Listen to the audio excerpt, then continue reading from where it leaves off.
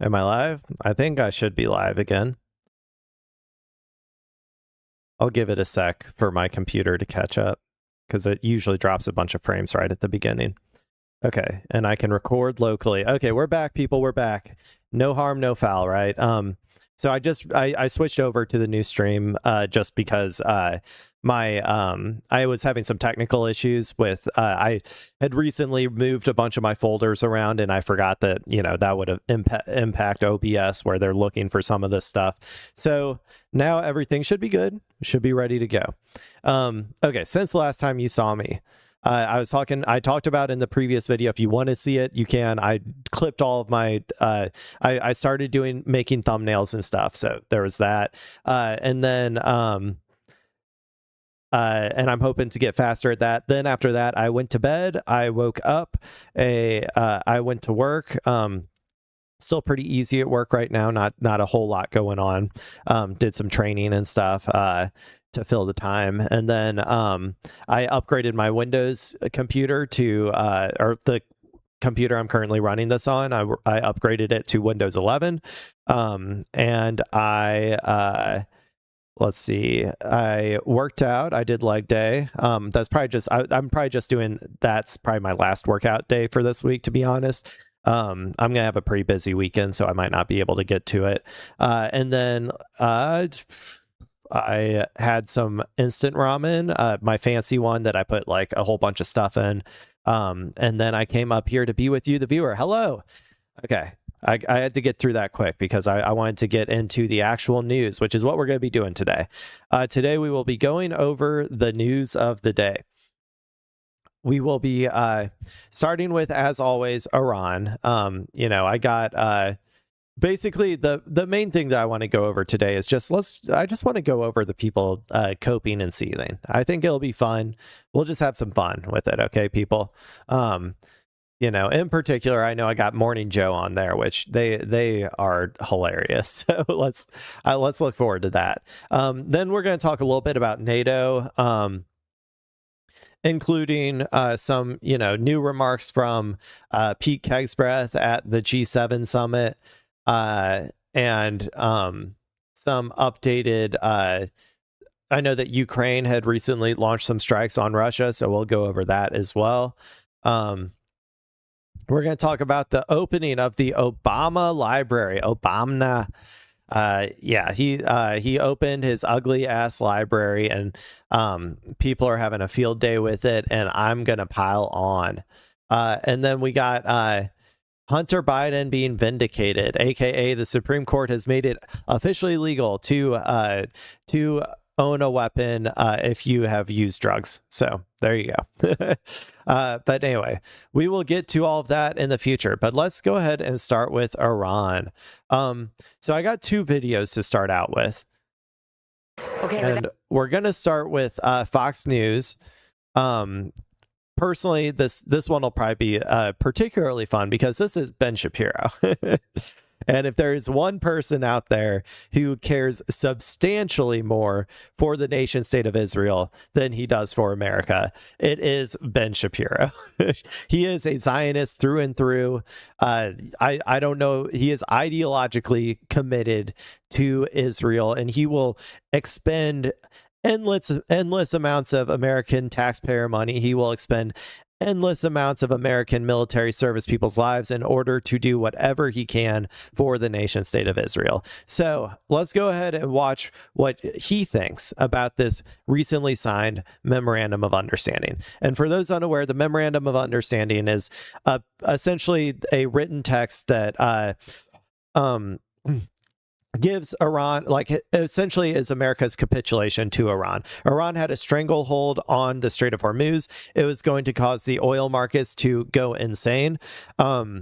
And Trump finally caved and he signed it. We'll see if it actually holds. I'm still like not so sure that this is actually gonna, if that we're actually gonna make it through the 60 days. But for right now, everybody seems to think we are.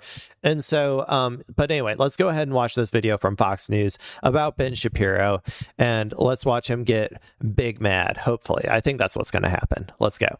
That we bring in Ben Shapiro, host of the Ben Shapiro Show. Ben, good to have you with us today. Your reaction to this MOU that we've all had a look at now, at least where it stands now, could be a little different when the signing happens, and also to what the president had to say there, Ben. Well, I've said many times, the president deciding to go into Iran and to hit nuclear facilities in Operation Midnight Hammer, and then to go after Iran's ballistic missile facilities, nuclear facilities, Army, Navy, and Air Force.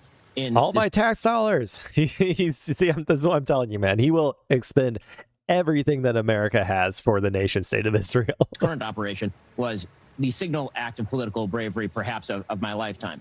With that said, this MOU appears to be, just from the text, a disaster that does not achieve any of the actual signal goals that were set by the administration at the beginning. There were effectively 5 goals that were set by the administration at the beginning.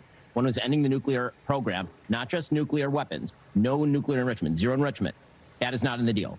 Ballistic missiles ended. That is not in the deal. And the president today suggested that ballistic missiles should actually continue to be held by the Iranians because the Saudis, our allies, also hold ballistic missiles. Then you have the support of terrorism. That is not part of the deal. Anything that looks like an attempt to end terrorism. A permanent opening of the Strait of Hormuz toll-free. Not only is that not in the deal appears to have a provision allowing Iran and Oman. I pointed all of this out yesterday. I didn't point it out as a bad thing necessarily, though.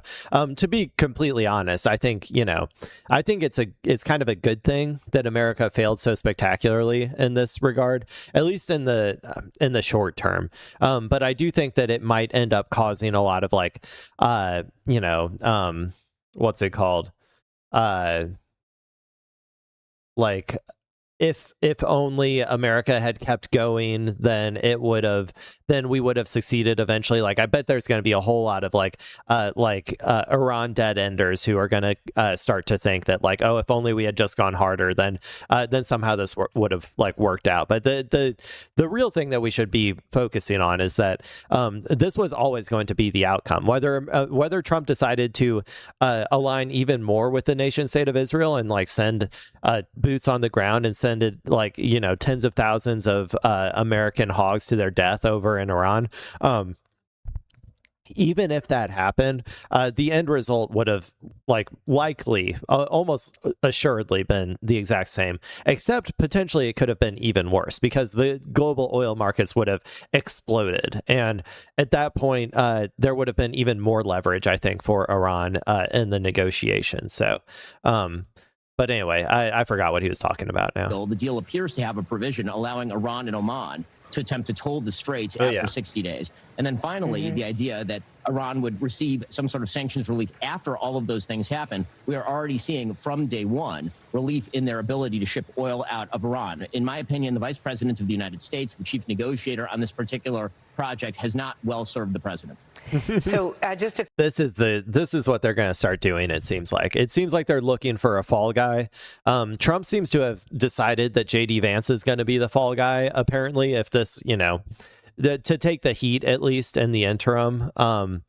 But and all of these people, all of these ghouls are unable to actually criticize Donald Trump because he is still the MAGA leader. They're unable to actually criticize him for this.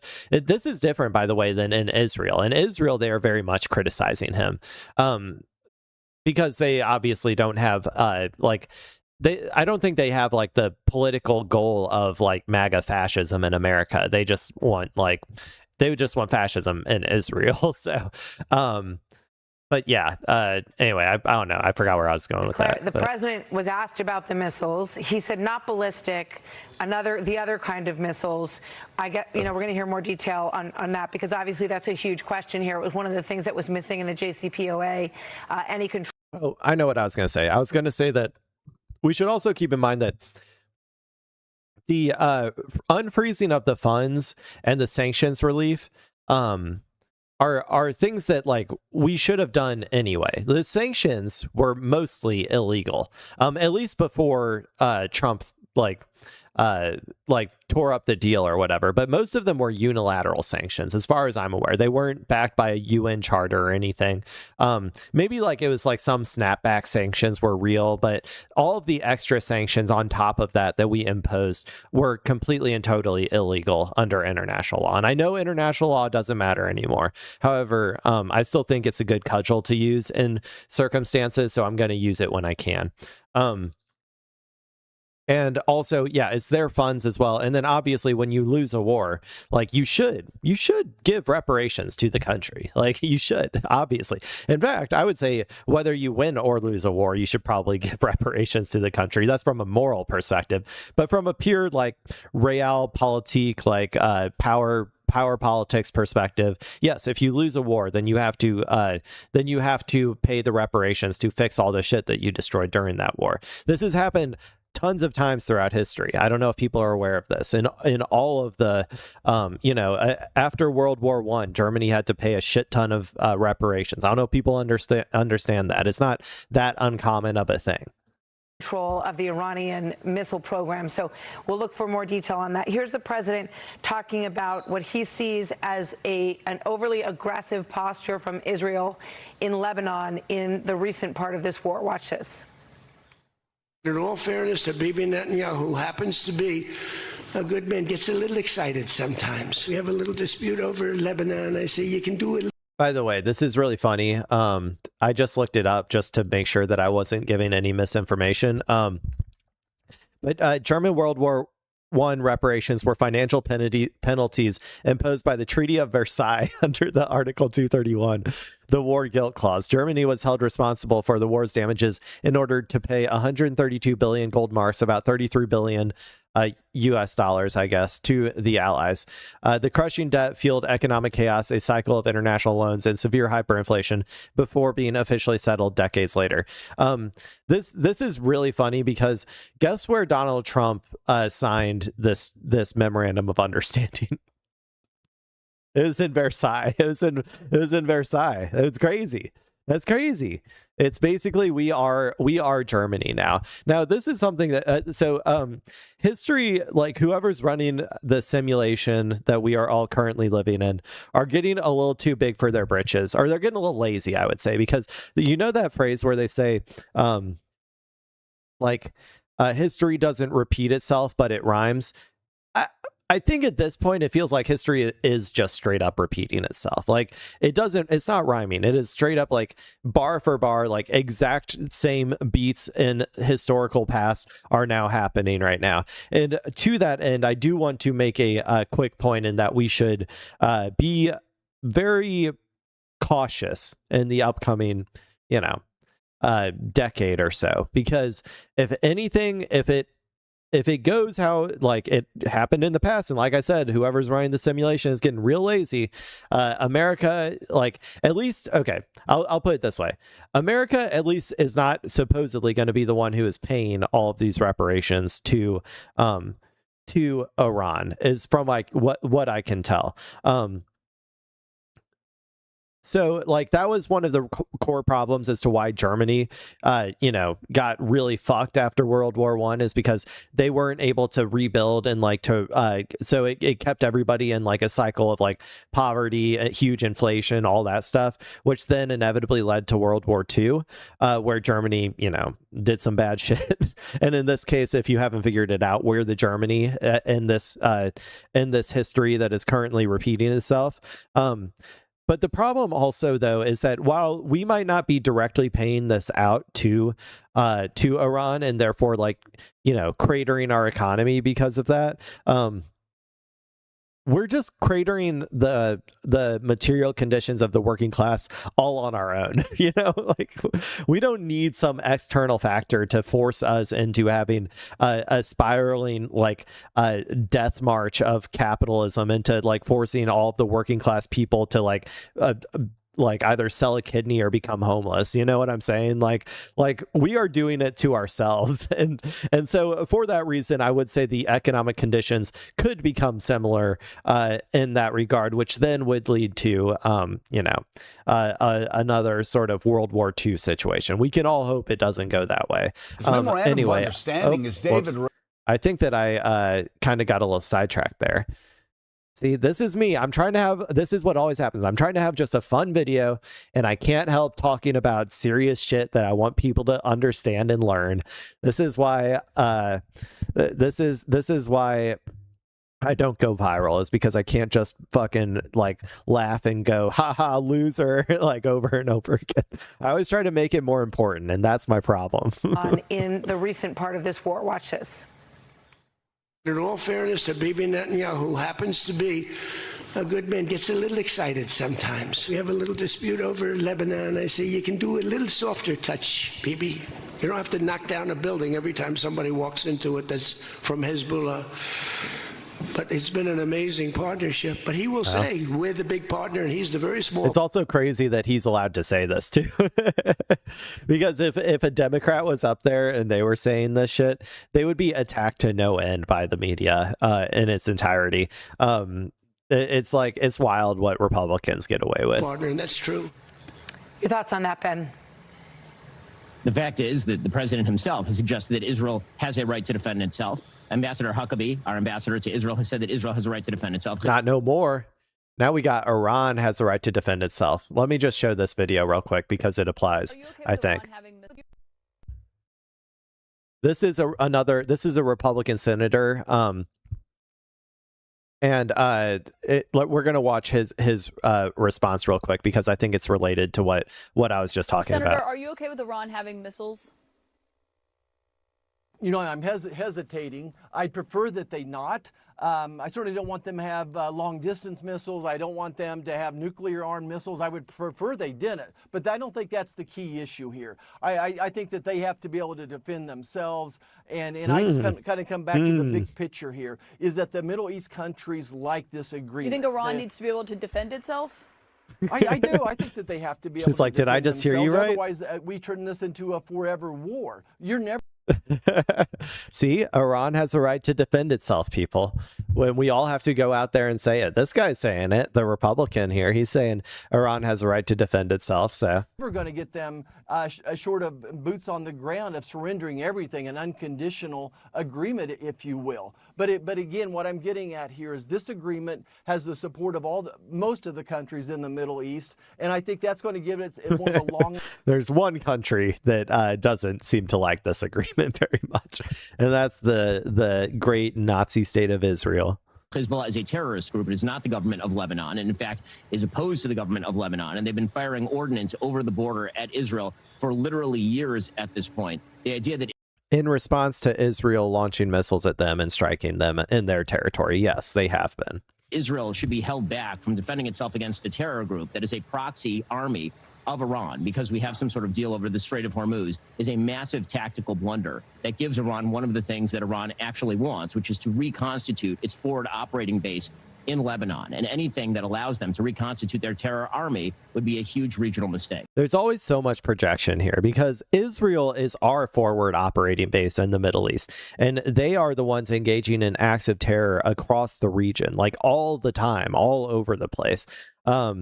Like they are an industrialized like a terrorism creation factory, like and so they always try to project all of that onto like Hezbollah, which, like, don't get me wrong, Hezbollah does receive a lot of support from Iran, and there is a mutually beneficial relationship here where Iran does get to force project against Israel without having to put its people over there, and at the same time Hezbollah gets funding and arms from Iran without, to help them with their like resistance operations without having to they just get them for like free essentially because they're doing, like there's a mutually beneficial relationship here. They are allies in that regard, right?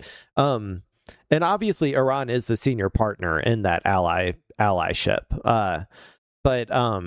But yeah, they always just project so much about what they think, like what they're really thinking about Israel. They always project it onto their opponents, and like they would never say like Hezbollah has a right to strike Israel. Like whenever Israel kills someone in Lebanon or lobs a missile over against Lebanon, they would never say Hezbollah has a right to invade Israel and start taking territory, right? Like it's a ridiculous double standard.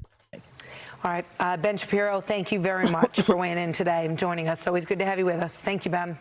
Thanks so much. He's big mad, dude. He's big mad.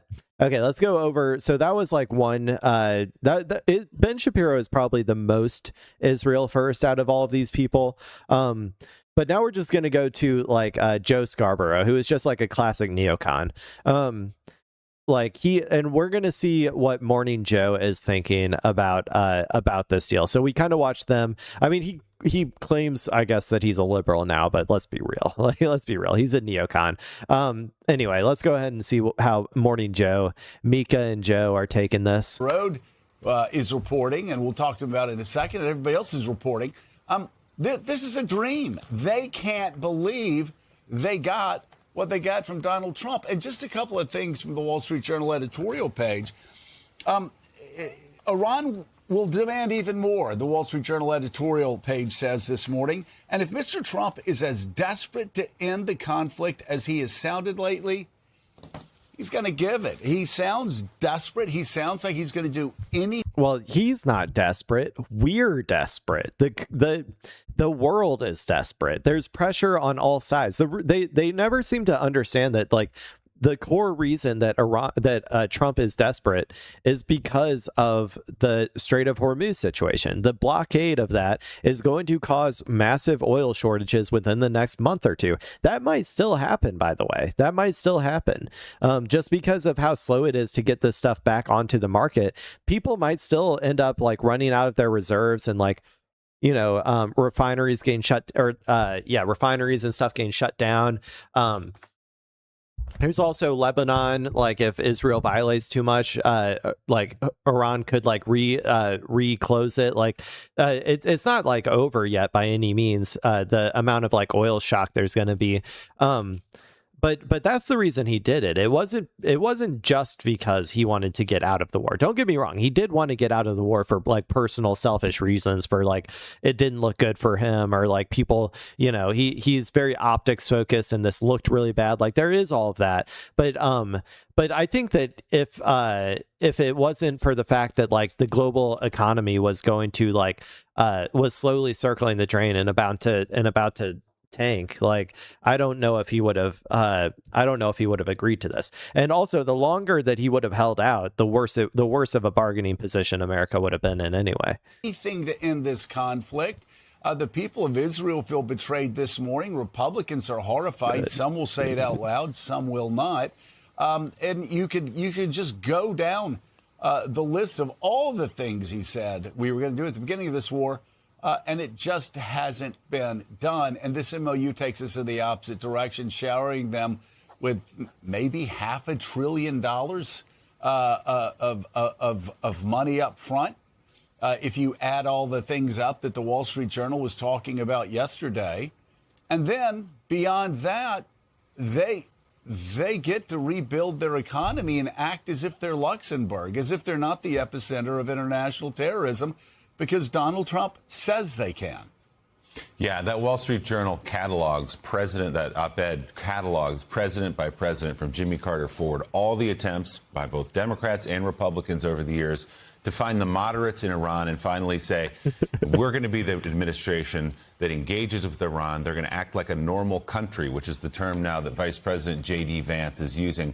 He says, if Iran acts like a normal country, this will be a good deal for everyone. Well, history tells us that the mullahs have no interest in Iran being a normal country. See, this is where it's pointless, right? It's pointless because they're a self-described enemy. America has determined that they're an enemy, and therefore they are an enemy. There is nothing that they could do short of allowing America's pedo-billionaires to come in and, own and operate all of their natural resource extraction capabilities that would actually satisfy these people into saying that Iran is a normal country. As long as Iran has sovereignty, America will always treat them as an enemy.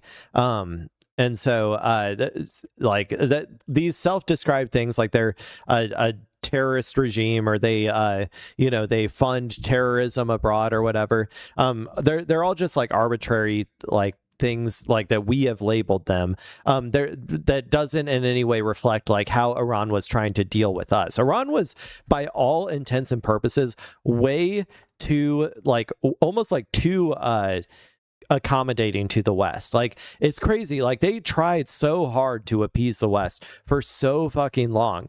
And in 60 days, or like 100 days, I guess, of war, they accomplished more in that 100 days than they accomplished in like 20 years before that. Like, it just goes to show that, like, yeah, trying to appease America never works. It literally never works for you. You have to defend yourself. That's the only way that you will ever be able to live in peace and like have your own sense of sovereignty over your country.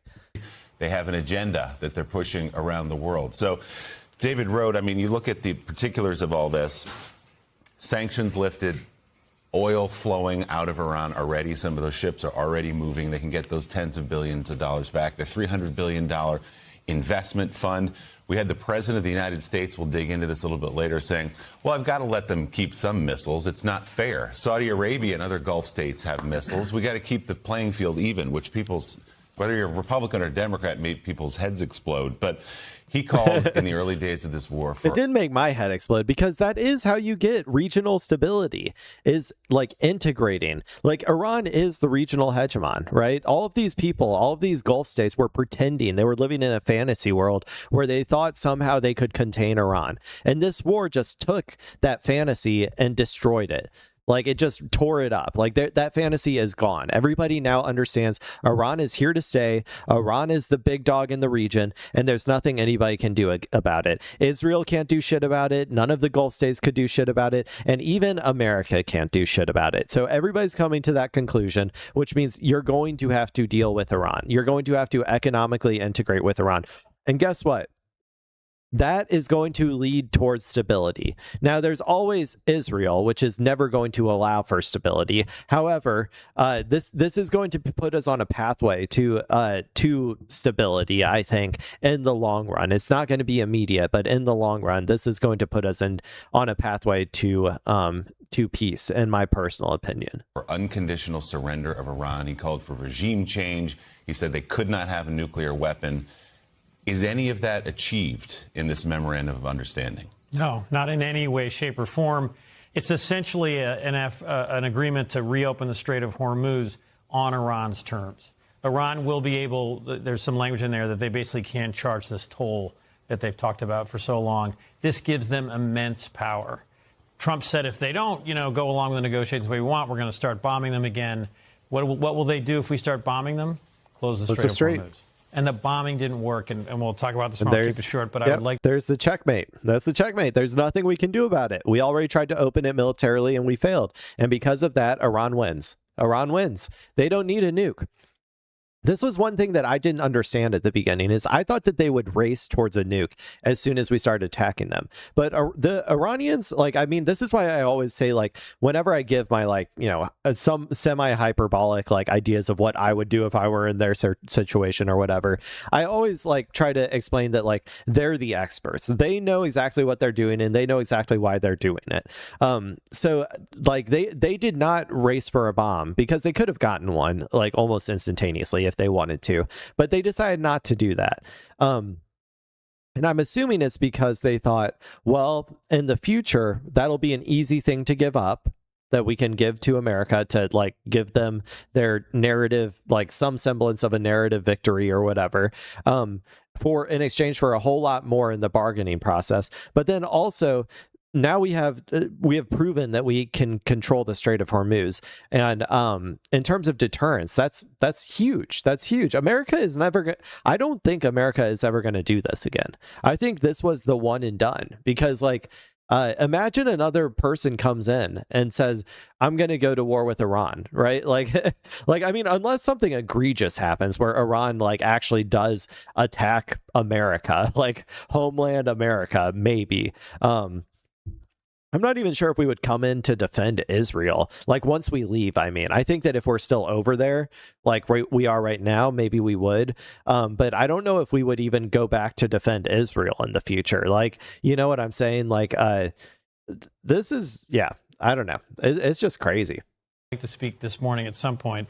President Trump is the person most responsible for this strategic defeat and failure.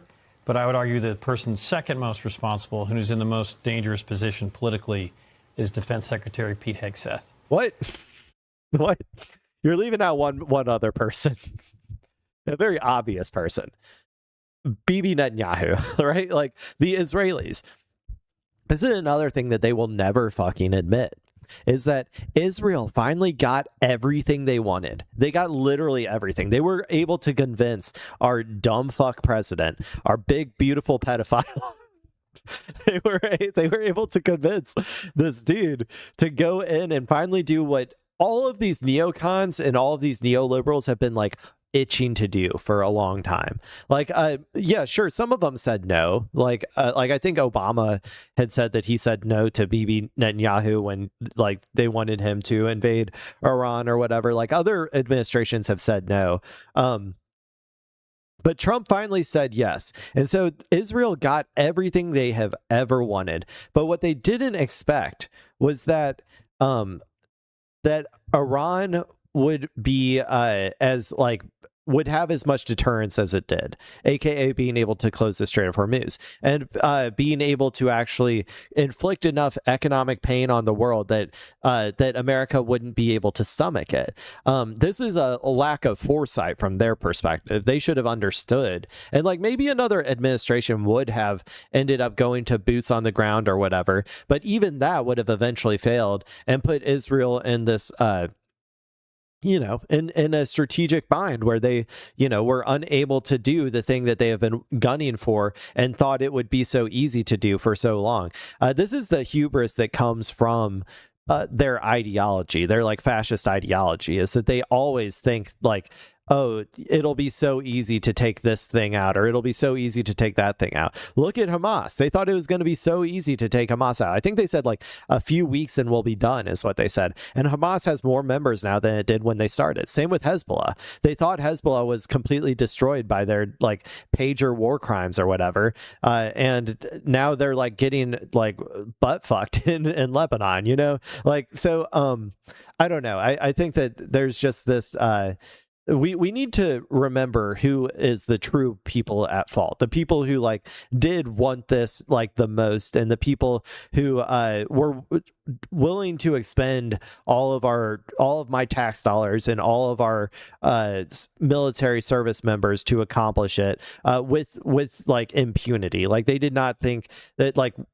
they aren't humble about it or anything. They are just like, no, you better go do this shit for us. And then when it fails, they're like freaking out about it failing. It's like, well, yeah, I don't know.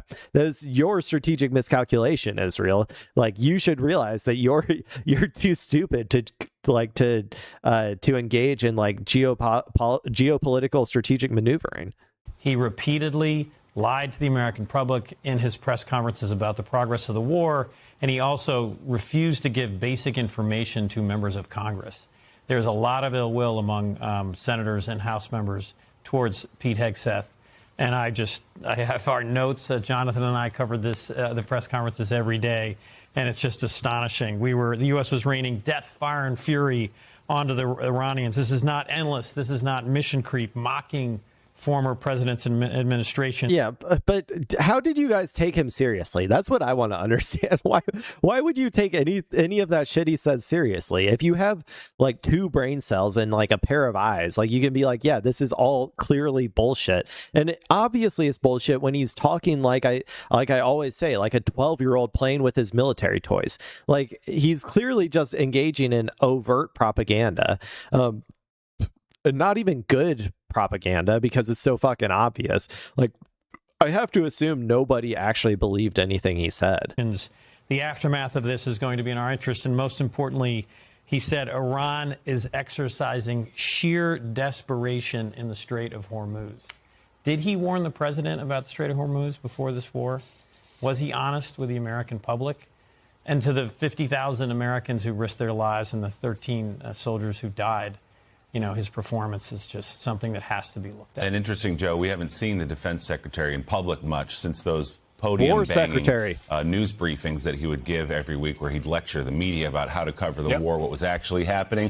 And from all the reporting that he would show the President of the United States an iPad with things blowing up to show that they were doing well. It turns out this is a much, much more complicated problem than can be solved by blowing things up. Well, showing him an iPad with things blowing up, putting out memes from Hollywood like movies. A little baby. Or cartoon. We got a big, beautiful baby as our president. He likes the shiny lights and the colors of the iPad. He's an iPad kid, okay? And that was supposed to substitute as basically communications coming out of the Pentagon or out of the White House about how this war, all of it ended up being a lie. I mean, we have looked back at the lies told by the Pentagon during the Vietnam War with William Westmoreland, and of course that came over years. But the damage that over the past several months that has put us where we are this morning, where Iran is going to be a behemoth in the region. With this money, this MOU, if we do follow... That's true. What we will see from Iran, assuming this all actually goes through in the coming, like in the future, is we're going to see development and economic, economic build out, the likes of which we've probably never seen. And we're going to see I think Iran is going to be forever changed by this, assuming that they are able to actually secure it within this 60-day period. Through on this MOU, Iran will be more powerful than they've ever been. The Iranians know it and are jubilant about this victory that they've achieved, and they're called. You know what's crazy though? There's actually a big section of Iranian citizens who believe that this deal isn't good enough. This might break their brains or whatever, but a huge portion of the Iranian population, the more hardliner, IRGC affiliated people, believe that Iran should have held out for an even better deal because they think in their minds this is the last, this is probably going to be the last chance that we can get as much as we possibly can because America is probably never going to try to do this again.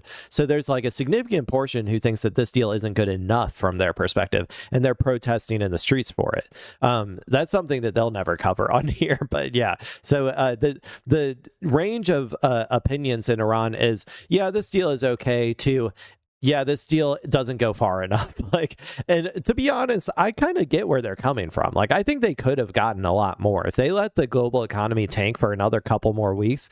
As people start running out of oil, I think that they could have gotten a lot more. Calling it what it is for them, a victory.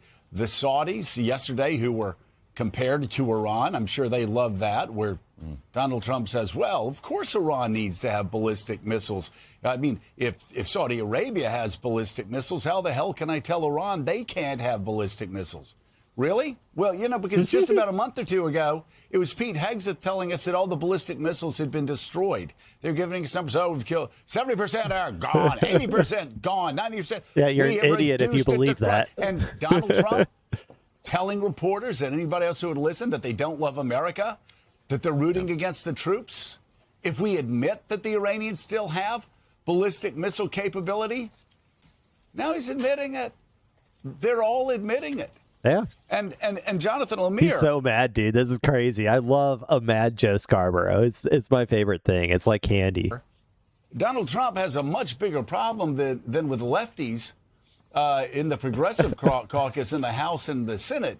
He's got problems with his own Republicans. He's got problems with conservatives. He's got, for good reason, problems with the Wall Street Journal editorial page. And he's got problems inside his own administration from people who rightly see this as a betrayal. And those who see this as a betrayal have actually read history. And they understand what the Wall Street Journal is trying to say. And I've got to say, I don't know who taught J.D. Vance at some of the nation's best institutions, right?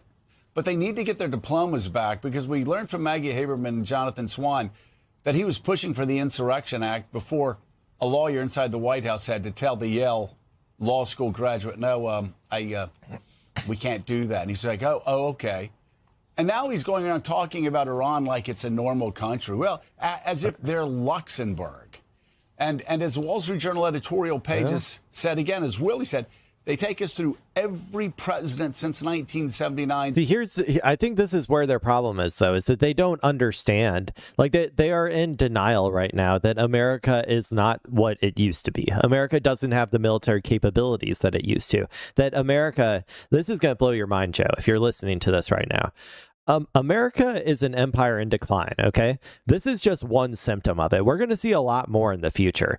Like, this isn't the first instance of this. Like, sure, it starts with us losing to Iran, but in the future, it'll be us losing to, like, I don't know, Cuba. Like, it'll be us losing to Greenland. Like, and eventually, the people are going to be so sick and tired of this endless adventurism abroad that they're going to be, like, demanding, with like pitchforks and like torches, like stop spending all this money abroad, bring it all fucking home. And then we'll see a retreat from the world stage, a retreat from all of our military bases, back to America eventually. Now, this is a very slow process that's going to happen. Don't get me wrong. This is going to be over the course of 20, 30 years, but like, that's what's going to happen. And I'll be interested to go check in with our boy Joe Scarborough as he finally I don't know, these people, they never come to the right conclusion. Like, when they're presented with evidence that like contradicts their previous worldview, they never just like actually take that information and then try to expand their worldview to make it make sense, right? They always just like retreat even further into their hug box. So I don't know if they're actually going to ever come to terms with like what's actually happening here. I'm probably gonna move on though. We got to see the Israel firsters as embodied by Ben Shapiro. We got to see Joe Scarborough, the liberal, but really is just a neocon, complaining about it. Let's go see some of the stuff that they are complaining about in terms of these things. Okay, first I guess I probably should start with that. It's probably too late for that one. I'm gonna get rid of that one. I forget what all I had. We already watched this one. Let me remove from group. Okay. So let's go ahead and watch this one. This one was hilarious. This is JD Vance talking about Israel and the way that Bibi, how people in the administration in Israel are critiquing dear leader Donald Trump, and they should be a little bit more careful about it. Let's see what JD Vance has to say. Now, I saw the Axios report, that Netanyahu is fuming. That's not reflective of the conversations that I've had with him, but maybe he's saying something to somebody else that he's not saying to me. What I will say, and this does bother me, is that you've seen people within Bibi's cabinet who have come out and attacked the deal, and in some ways very personally attacked the President of the United States.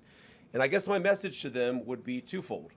Number one, Donald J. Trump is the only head of state in the entire world who is sympathetic to the nation of Israel at this moment in time. And he happens. I mean, that is true. That is true. Most people, like, if America wasn't out there, so what he's talking about right now is the political support that America gives Israel in order to prevent the rest of the world from imposing, like, from like stopping Israel from committing the worst of the worst atrocities that they want to commit.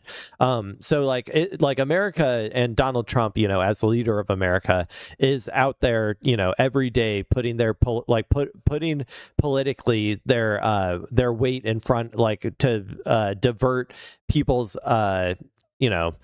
to stop people from recognizing Israel's atrocities and to stop the political pressure from building to a point that Israel is forced to stop. So, he is right about that. To be the head of state of the world superpower. If I was in the cabinet of the Israeli government, I might not be attacking the only powerful ally that I have anywhere left in the entire world. And the second message I would give to some of those cabinet members, Bibi, to his credit, it's crazy because the Israelis are just fucking delusional.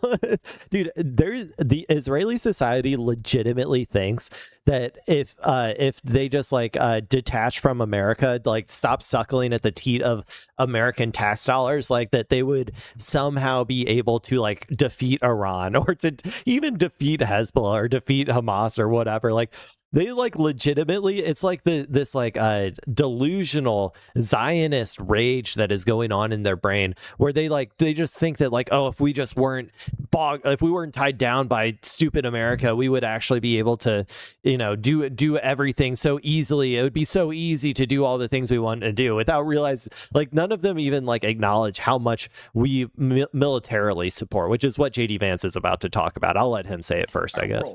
And the second message I would give to some of those cabinet members, Bibi, to his credit, has not gone down this path, but to some of these cabinet members in Israel who are attacking the President of the United States, the other thing that I would say is that over the last 3 months, 2/3 of the defensive weapons that have protected your homeland have been built by American hands and paid for by American tax dollars. The problem for Israel is not Donald J. Trump. And anybody in Israel who thinks their biggest problem is the President of the United States needs to wake up and smell the reality of the situation that country is in. Thank you. For sure. Obviously, like I've said it a million times, but I'm going to say it again. Israel would not be able to like operate in the way that it does if America didn't give them unlimited tax dollars and unlimited weapons. Israel requires that not for just like their war against Iran. They require it for their war against Hezbollah. They require it for their occupation of the West Bank. They require it for their genocide against the Palestinians, right? Like they need all of that, and if they didn't have it, they would not even be able to sustain their own like economic development. The Israelis who are out there like saying that like, oh, if we are like, our economy is so resilient and we would be we are so successful or whatever, they don't understand that like America's might and America's like unlimited amount of funds that it is dedicated to propping up the nation state of Israel gives people around the world a lot of a lot less risk to invest in like the state of Israel, because they can always assume that America is going to be there to backstop it no matter what. Like, so there's that too. Like, there's just like I also like to tell people about how like all of our proxies, like if you think about like Taiwan or Ukraine or like I guess those are the main ones, I guess, but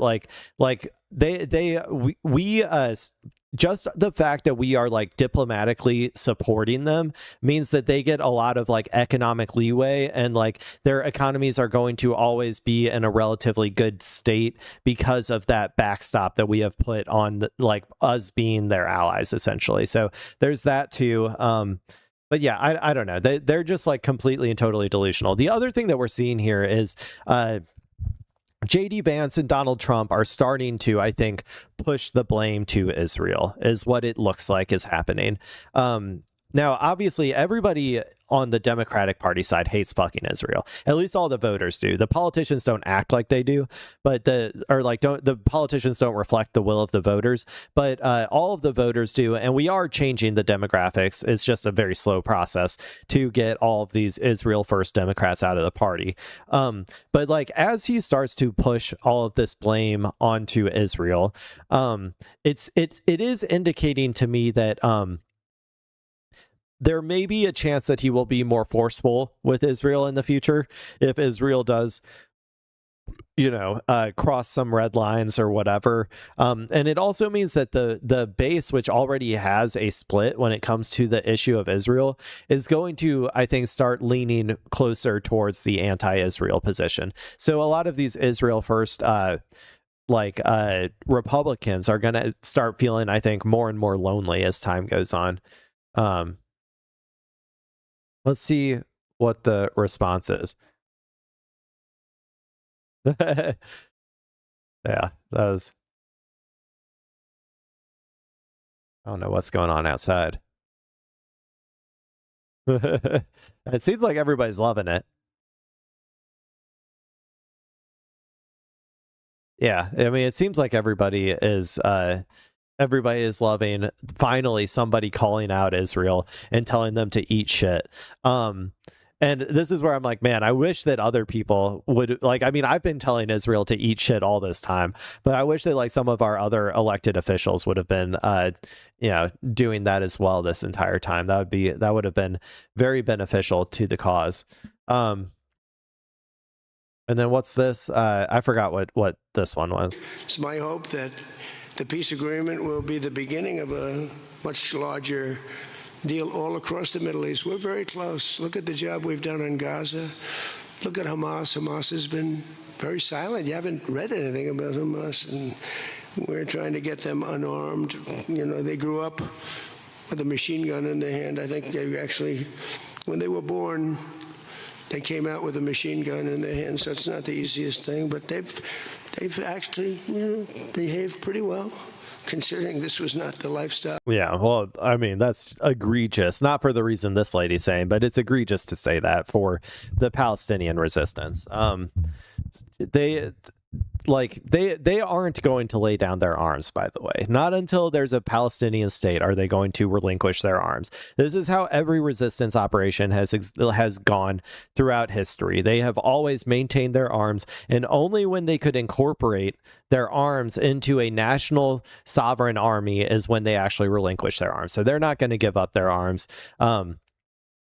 And if Israel continues occupying them, eventually, it's costly, right? Like, it's costly. Eventually, they will start doing resistance operations, guerrilla warfare shit. There'll be occasional deaths. It'll just be a long string of like occasional deaths of IDF soldiers over the course of years, and then eventually they will probably end up abandoning it like they always do. Same with Lebanon. It'll be a string of deaths over if they don't actually get forced to leave by America, which I'm not quite so sure that they're going to, but it'll just be a slow string of deaths over the course of years until finally they decide it's too costly and they just go home.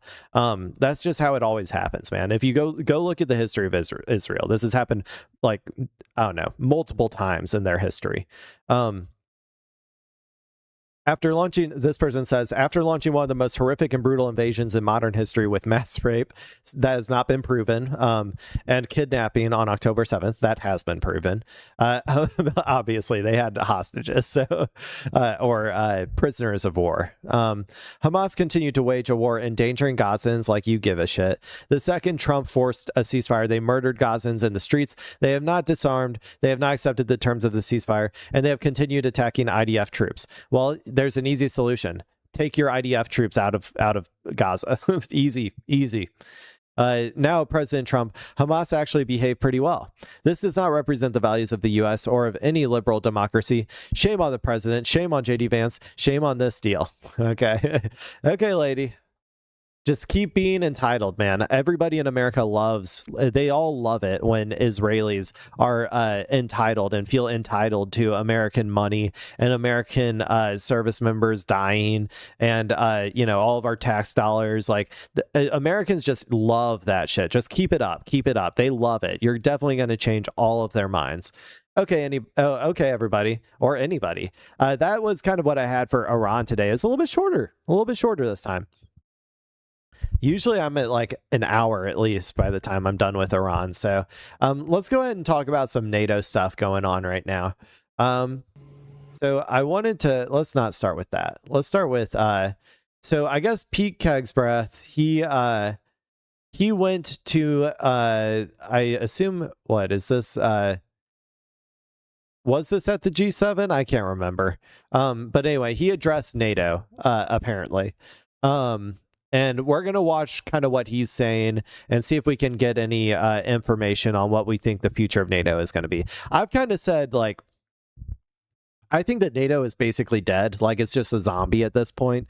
I don't think that if any NATO country gets into an actual conflict, that America is going to go try to help. I also don't think that even if America did try to help, I'm not sure if America would be able to defeat, like a decent, like Iran-sized army or like a Iran level country, like mid tier country or whatever, So let's see what Hegseth has to say about all this.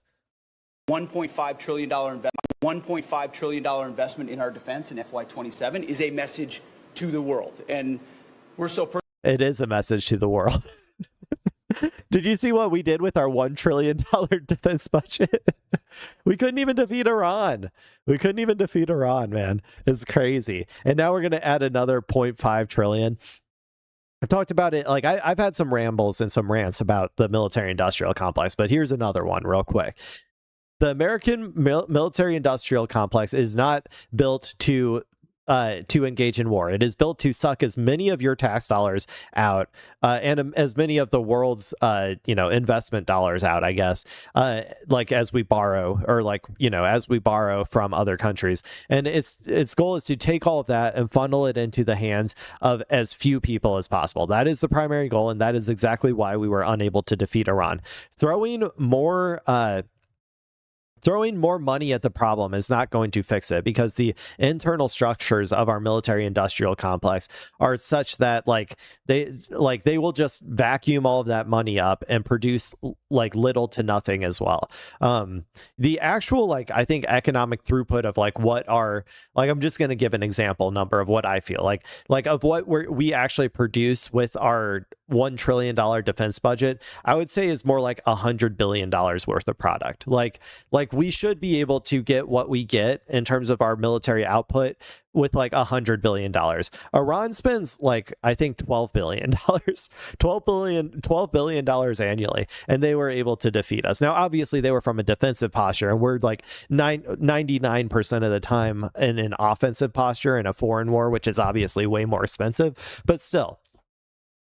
And so, throwing another $500 billion at it is it's like trying to add on another lane to a congested highway. It's just it doesn't work. It doesn't work. You have to fix the actual problem that is causing the congestion, with actual real structural changes. And in the same way, this is not going to do anything. personally invested. I'll be up on Capitol Hill for weeks making the case, whether it's reconciliation or the supplemental or the base budget, how important these investments are to our capabilities, our defense industrial base, in building the arsenal of freedom that first and foremost protects America and American interests, but also backstops the strength of NATO and our allies. So it all fits together and all sends the right message to the world that we understand the 1.5. Okay, I'm just going to reply real quick and say, this person is MAGA Voice, says, breaking, Pete Hegseth just sent a message to the world. The $1.5 trillion investment in our defense in fiscal year 27 is a message to the world. Our military is stronger than ever. Keep throwing money at a broken system and assume it's going to change anything.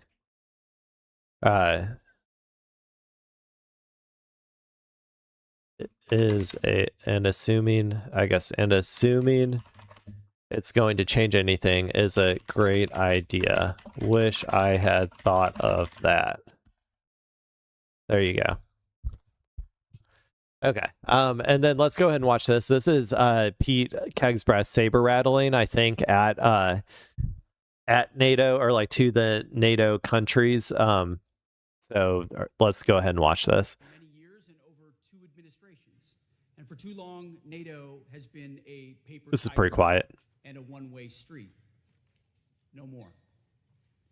And that's what the Hague Summit is all about. That's what defense spending commitments are all about. Transforming NATO back into a real military alliance that's focused on hard power and real deterrence. A NATO 3.0, modeled on the NATO 1.0 that won the Cold War, with our allies actually taking the lead in Europe's conventional defense. And that's what NATO was always supposed to be, and what its framers like President Eisenhower always expected. Europe was not supposed to be a dependency of the United States. That's not what... So why did it happen then, right? Like, why did it happen? Why did NATO become so dependent on America? It's not like this was a one-way street. If America didn't want them to become dependent on us, we could have forced them to, or we could have said, no, we're not going to protect you unless you, build up your own armies and build up your own, like the reason that America allowed this to happen is because it was mutually beneficial. These NATO countries didn't have to spend their money on military, like on their military, or not nearly as much.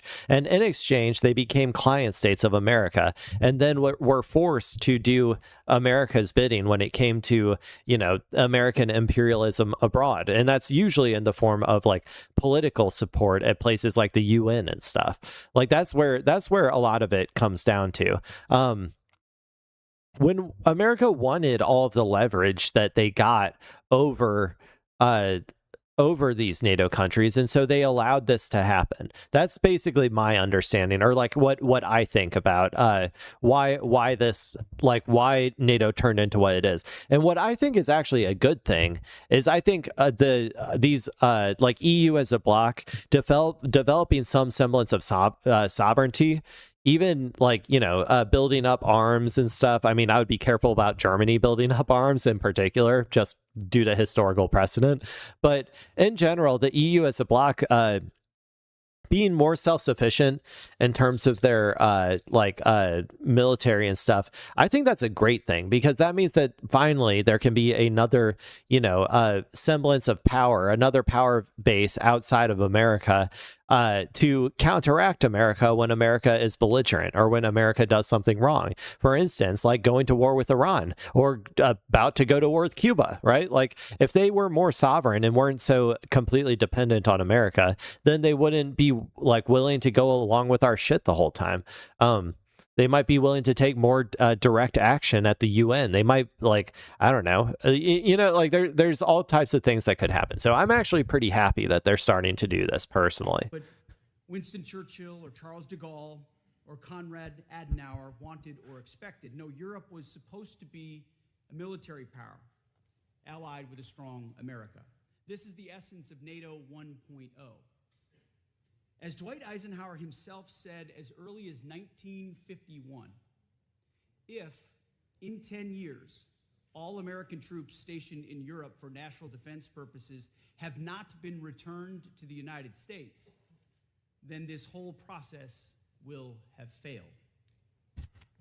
Yeah, but it's also like America is also very like loves having their military members and military service members based all across the world. Like that's a part of our imperial, like that's a part of our imperial goal in terms of developing like international hegemony, right? Like that is like a like that's not an accident. Like that's not like that's what the goal has always been. That's how we impose our force and project our force around the world. That's what makes us a global hegemon, because we don't do things like, for instance, the way that China works, which is different than America, is they like to increase their hegemony through trading, right? That's their main thing. They want to develop economic relations with all of these countries. And sure, they might be a little bit exploitative, but that's how they want to do it. And the way that America developed its like global hegemony was that it stationed troops all across the region so that they could be anywhere in a matter of days, right? Anywhere in the world in a matter of days, and be able to impose their will on any country in a matter of days. And so that's where its military, or that's where its global hegemony came from military might. So this is just a straight up reduction. If this actually happens, which I'm not so sure that it will, but if we actually do like remove troops from Europe and stuff, this will just be a reduction of American global empire, which is a good thing. But then we're also, it's funny because we're also getting rid of all of our soft power as well, all of our economic power, like economic ties to that would also enforce our global hegemony, like US aid and all of that stuff. We're getting rid of that as well, which in my opinion can't be viewed as anything other than like a retreat from the world stage, which is kind of what I was talking about with Iran. Like as a dying empire, we're going to start seeing American troops and stuff eventually leaving all of these places, as like, it'll come in the form of being like too toxic at home, and like politically, like we want to stop spending so much money abroad and all of that sort of stuff. But eventually I think that's going to happen, but we'll see. Eisenhower was Supreme Allied Commander then, not yet our nation's 34th president. But he and his Allied counterparts, all of them still living in the shadow of World War II, understood that NATO's power did not come from committees or from meetings or from small flags on fancy tables. It came from warriors. And for Europe's defense, it had come from NATO allies. That for many years. Okay. Well, sorry that was so quiet. I didn't realize it was going to be that quiet. I'm curious what the people are saying here.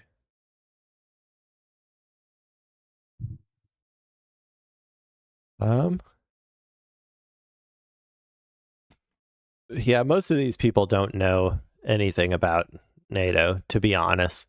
Finally, a defense minister has the courage to speak the truth. NATO cannot forever be a one-way ATM for the United States. Europe needs to wake up and take responsibility for its own defense. Like I said, it's not a one-way street. It's a two-way street.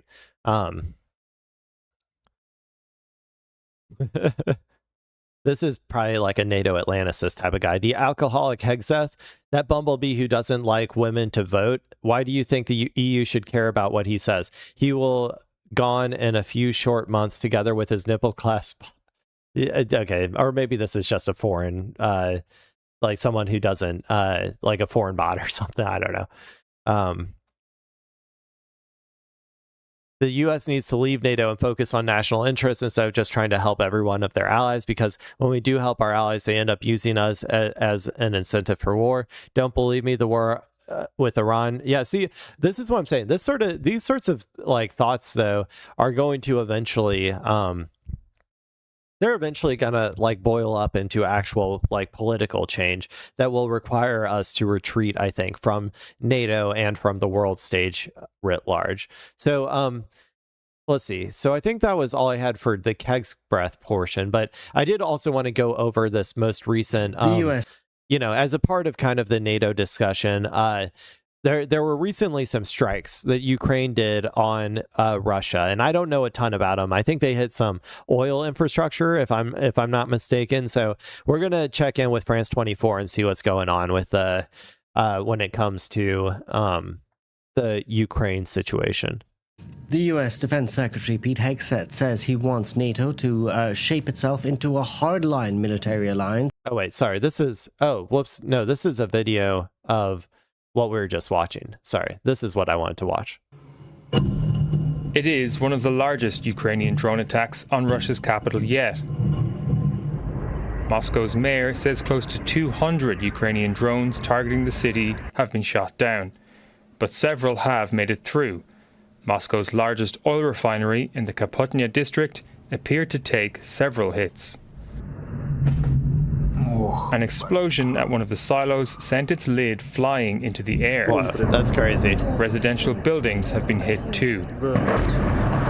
Yeah. Ukraine's president, Volodymyr Zelensky, has praised his military, calling the strikes a Yeah, I mean, it is like war crimes. Like, let's be real. Like, I mean, it is war crimes. But to be fair, like, Russia also commits war crimes. And we've completely abandoned international law. So it's like, yeah, it's hard to get too mad about it, I guess. But technically, these things shouldn't be happening. Just response to Russian attacks. Oil refineries in Russia's Rostov region have also been targeted. Energy facilities have been under constant threat, with Kyiv hoping to incapacitate a major driver of Russia's economy. I don't think it's going to work, though. I mean, honestly, I don't think it's going to work. There's a lot of people, I think, coping pretty hard and thinking that Ukraine's suddenly turning this around.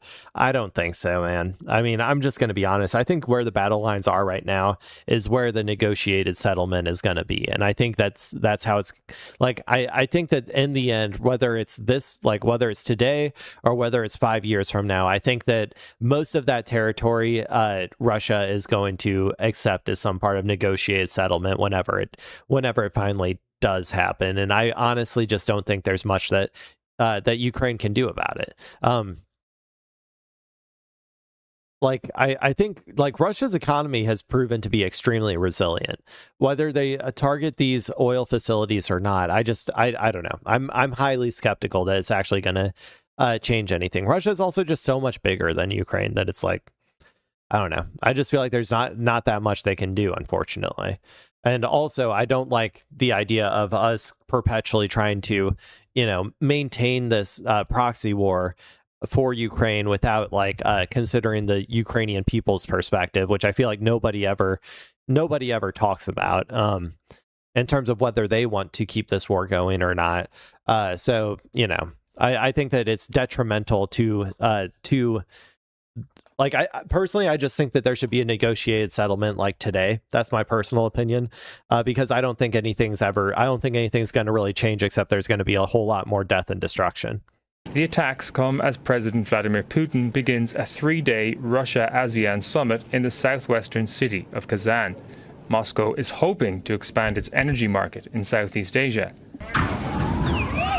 With the battlefield in Ukraine largely frozen, both sides have been trading strikes, hoping to ramp up pressure for any potential peace talks. And on Wednesday, G7 leaders meeting in France pledged continued support for Ukraine and pressure on Russia. Kyiv has invested heavily in long-range drones capable of striking far from its borders. Ukraine has said it wants Russians in Moscow and elsewhere to feel the consequences of war at home. Freddie Akar, Al Jazeera. Yeah. Well, I guess I'd said what I wanted to say about Ukraine and Russia. I hope, you know, I just hope for a negotiated settlement, you know, sooner rather than later. I know that Trump said that I think he's going to start, like, he's going to move on to Ukraine after the Iran fiasco, but we'll have to see, because there's always a chance that Israel spoils the memorandum of understanding, and, you know, America could get sucked back into that war. So, and then there's also, you know, they want to go to war with Cuba too. So he's juggling so many wars right now, and potential future wars, that it's hard to, like, you know, I think it's going to be hard for him to find time for little old Ukraine. Okay, well, there you go. That's kind of what's going on with NATO. Let's see here. Let me just take this. I'm going to actually add it back to Iran. It makes it easier if I move these groups back so that I don't have to. Yeah. Okay. Let's see. Okay. So what do I want to watch next? I think I'm going to go with this one. Special here as well. I think we've okay. So I mean, I've already talked about it before, but I'm going to talk about it again. The Obama Presidential Library is here, people. It is open for business, and all of your favorite neoliberals, all of your favorite neocons, all of your favorite warmongers, they're all here and ready to celebrate, because according to this video title, watch Biden, Bush, no, Clinton, no, join Obama, oh no. Like, all of these people are war criminals and should be thrown in the Hague, but that's just my personal opinion. So they're joining Obama for presidential center opening. So the reason that I wanted to watch this video in particular is because I guess Biden is still alive. I don't know. He's really, you know, I'm always surprised every time I see that Biden makes it out of his, like, hospital bed or wherever he's staying, that like he can actually still, like, get around or something. So anyway, let's go ahead and watch this video, and then we'll get into my thoughts on his presidential library. Special here as well. I think we've missed the moment, but right behind me and Namdi, there were a lot of folks on their feet, boogieing down to the sounds coming from the stage. There was a Tom Hanks spotting, and John, you know, I think this is fundamentally about legacy. Talk to us about how it. Yeah, no shit. Obama's whole thing is legacy. That's literally the only thing he cares about. He doesn't care about. He basically lied through his entire presidency that he was going to actually be like a hope and change candidate, and then he didn't change fucking shit, and then inevitably led to, like, the rise of Trumpism and like American fascism. That's the legacy that he will always have in my brain. Also, his legacy of, like, doing the most drone strikes out of any president until, I think, Donald Trump, like Trump 2 or something, if I remember correctly. But yeah, he will always be a war criminal, a warmonger, and like I think just like the perfect embodiment of old school like neoliberalism, where you pretend like you're going to do stuff to actually positively impact people's lives, and then you don't do fucking shit about it. That's my opinion on Obama. The president decides what they want their legacy to be. But yeah, he always likes he's so focused on his legacy all the time that it ends up being really annoying to me. I don't know if other people feel that way, but he is so focused on his legacy that I'm like, do you not care about anything? Is there nothing in your life that you actually care about, or is it literally just your fucking legacy? As lovely and wonderful and uncomplicated as possible is what they usually want. The benefit, I think President Obama, I think all the living presidents actually have done a good job of resisting that kind of unnuanced Who's that? View. That's not. Is that Susan Collins? What? Why is she there? Is that her? Am I wrong? Who is that? That's not Susan Collins. That's someone else, right? Who is that? You can go to these libraries. You obviously get that's someone else. A sense of their greatness as they see it. But they're also. She looks very familiar. I'm really bad with names, so I forgot. I probably know who that is, but in my brain I just can't put two and two together right now. Pretty astute about the fact that history is not easy. That they were not perfect. They center themselves at the. Oh no! Go away! Go away, please. Go into the woods with Hillary back after she lost her election, man. That's what we need. Please, just get out of here. I don't want to see you. I don't want to think about you. Just go. Drama, and that's fine to some extent, right? Ralph Waldo Emerson once said, "There's properly no history, only biography," and historians will get upset about that in terms of tension between history and biography, but. People, as the Obama thematic here of the center shows, people are essential, and which seems like a particularly banal thing to say, but what I mean is presidents lead us, Ew, but they also no. have Epstein associate, get him out of here. Pedophile, bye, go. I don't need you. And Hillary, warmonger, terrible candidate, lost to fucking Donald Trump like a big fat loser. Get out of here. To constrained by, Ghouls. but also liberated by what people believe in a given moment. So there's President Clinton. I was thinking about the sweep of history here. When you think about it, President no! Biden. Someone, everybody, throw your shoe. Take your shoe off, please. This is so triggering, dude. God, I hate this, man. I hate this. Was first elected to office in 1972. God. Those two men, Bill Clinton and George Bush, ran in the mid-70s. We're talking about 60 years. Lied us into Iraq,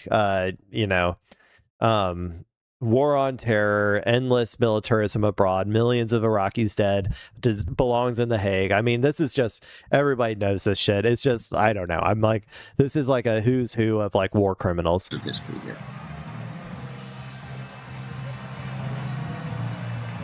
Oh my God. As you've been speaking, we've been Is she Weekend at Bernie's in him right now? Is that what's happening? watching a number of dignitaries come out on this stage. We are currently watching former President Joe Biden, former First Lady Jill Biden.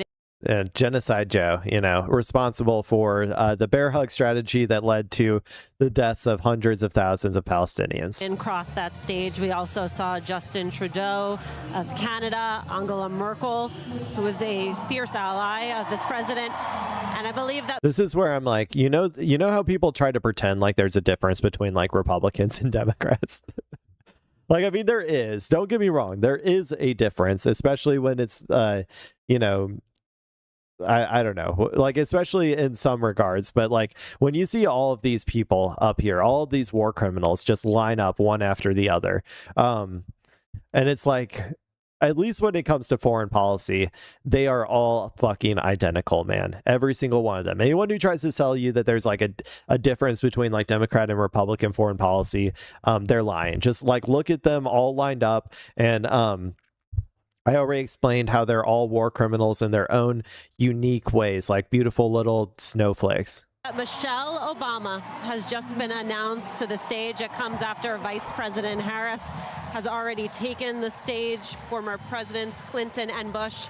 We're going to now take a listen. She is with both of her daughters, Malia and Sasha. Which one's the one that smoked weed that one time? I got an upcoming story, by the way. Even though she smoked weed, she will now be legally allowed to buy a gun. Did you know that? Obama, who of course grew up in the public eye. They came of age in that White House. Many of us felt we had a first seat. So those formative years, former president, first lady, now on stage. For our invocation, please welcome Pastor Joel Hunter and Joshua Dubois. They're not even going to show it? For our invocation, please welcome Pastor Joel Hunter and Joshua Dubois.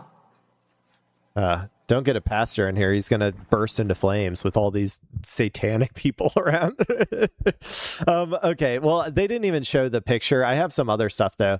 This is what it looks like if people weren't aware. I had a previous video about it, but I do think it is hilarious that they essentially decided to make it look like a gravestone. And I told you before, I feel like Obama's legacy will be like the death of liberalism, right?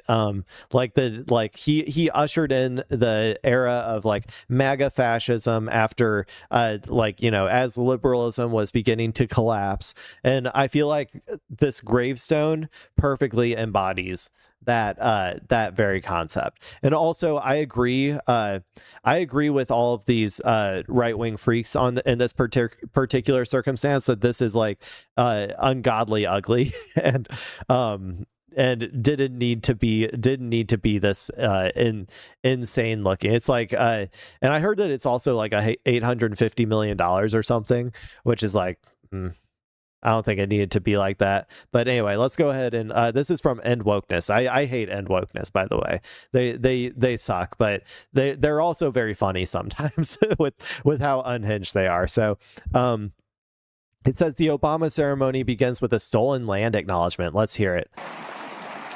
We'd also like to take a moment to recognize the original inhabitants of the land upon which we are gathered today. We honor the Anishinaabe, the Council of Three Fires, the Ojibwe, the Odawa, and the Potawatomi nations. See, first and foremost, I don't have anything against land acknowledgements, okay? I don't. I promise you I am fine with land acknowledgements. However, when you have a bunch of like war criminals who are like literally their entire goal, like all of these people, like one of their core goals throughout their entire presidencies was to try to destroy the native when it comes to the Palestinians in Israel, right? You know, like it's a little hypocritical, right? You have an indigenous population like the Palestinians inside in historic Palestine, and then you have like our Western settler colonial outposts currently actively trying to ethnically cleanse them using all of the exact same tactics bar for bar like what America did to the indigenous people here. Like literally go back and read about America's tactics when it comes to Native Americans. It was straight up like it was basically the exact same thing. Basically what America would do is they would send out their settlers to cross over the agreed upon boundary, right? There would be like an agreed upon boundary between the government and the indigenous people. And then the American government would just like turn a blind eye, not really pay attention, and then would allow their population to go start settling the land outside of that boundary with impunity. And then what would happen is that would cause a retaliation from the indigenous people who would come in and like burn down a few houses or, you know, kill a few settlers or whatever, which would then cause a reaction by the government, which would then come in and, use their, their technological superiority or whatever to go in and start murdering and killing all of these people. They also use tons of like terrible tactics Obviously there's a lot of sexual violence as well. Like, basically what I'm saying is, like, that's like bar for bar what Israel does when it comes to the Palestinians, especially in the West Bank in particular. So I don't know. It's just like, it's a little bit too hypocritical for me. And for that particular reason, I am going to side with end wokeness on this one. You could have left it out. I think. Personally, that's my personal opinion. What else did I have on this? We got a Fox News clip. See, they're calling it a trash can, but I don't think that's appropriate. I think that they should take my advice and call it like a tombstone. It's the death of liberalism. That's what it's symbolic of. Finally be holding its grand opening ceremony as concerns over the costs for the project grow. Todd Pyro thought he was getting an invitation. He did not, so he's going to tell us what happened. Stunned. Right. Could not believe it. I've been waiting in my office for it to arrive, and I'm going to talk to mail. I'm also surprised because all of these peoples, including these conservative commentators on Fox News, are all buddy with all of these libs, like behind the scenes, because they're all on the same side. Later on today. Well, after years of waiting and millions of dollars spent, the Barack Obama Presidential Center finally set to open to the public tomorrow after today's dedication ceremony right in the heart of the South Side of Chicago. It's the most expensive presidential library in modern history, as construction costs have reportedly ballooned from $330 million to at least $850 million. Although an updated final projected cost has not yet been made public, it all comes as some subcontractors are claiming they have not yet been paid for the work they have done.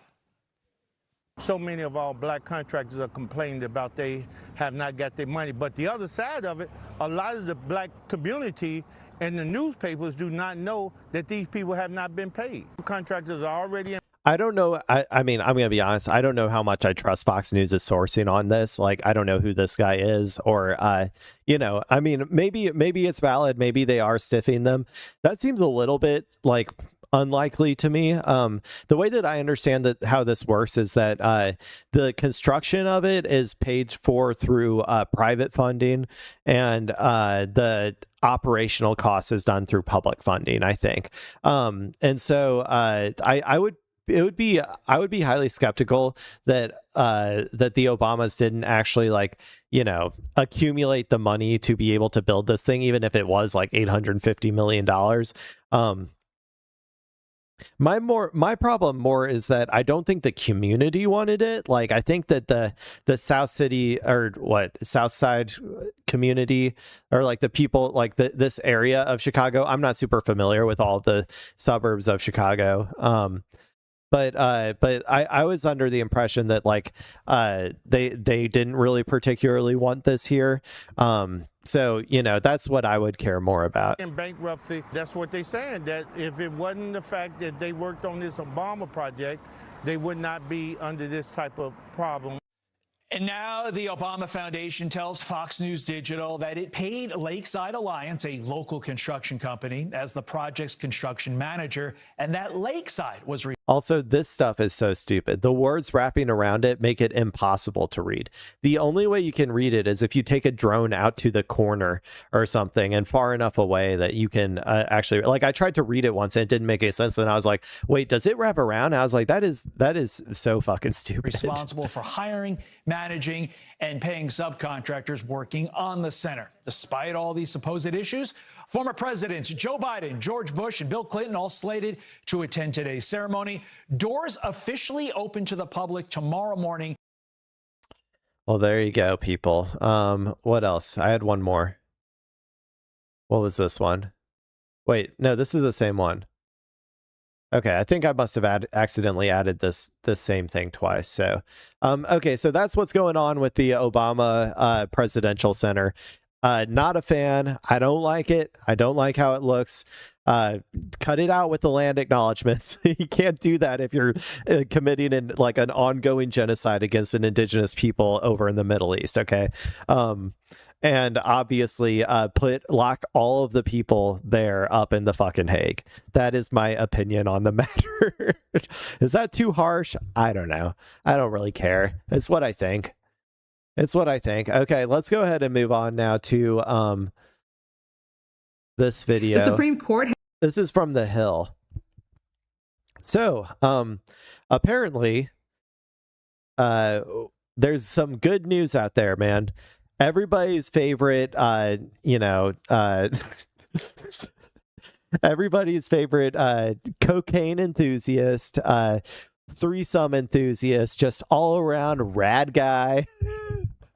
Hunter Biden is officially, he's like, I feel like he's officially vindicated because everybody, I don't know if you're aware of this, the Supreme Court has decided to, that the government cannot restrict the gun rights for drug users. Now, if you're unaware, that is the exact clause that got Hunter Biden in legal trouble because he checked on a box, like when he was buying a gun, that he had used drugs recently or something, or that he lied and said that he hadn't used drugs, but he had, something along those lines. And that's what he was being prosecuted for. But apparently it is illegal to restrict people's rights to use guns just if they are using drugs. So let's go ahead and watch this video and try to figure out what's going on here. The Supreme Court has sided with a Texas man who says it's not a crime for marijuana users to own guns. The high court's decision was unanimous. Now, here to break down the ruling is The Hill's legal affairs reporter, Zach Schoenfeld. Zach, how you doing? Good to be with you, Lindsay. Okay, so break this down. Why is this case so interesting and this ruling so interesting to us? A lot of people had their eyes on this case because this is one of the first cases in which the Supreme Court's conservative majority is applying their expanded Second Amendment test and now to this law that says that unlawful drug users and drug addicts cannot possess a firearm. So a lot of people have been watching this case, not even necessarily for what it meant for this Texas man's prosecution, although it is going to be a big deal for him, but really more broadly, what this decision says and what guidance it gives for all of these other statutes out there. Because this drug user statute is one of many categories of people who are barred from possessing firearms. There are other similar statutes that, for example, ban felons from having firearms, ban the mentally ill from having firearms, even one that says people who have been dishonorably discharged from the military cannot possess firearms. These have been front and center on the battles in the Second Amendment, and this just really happened to get to the front of the line here in the Supreme Court. Okay. I think that we need to have some semblance of gun control, okay? Like gun control laws. I'm not a person who believes that like every weapon of war should be able to be purchased like at your Uncle Bob's fish fry or whatever, you know what I'm saying? Like I don't think that you should be able to like buy like a grenade launcher like at your cousin's graduation, or you know, like I think that there should be some reasonable restrictions. However, I am going to say this.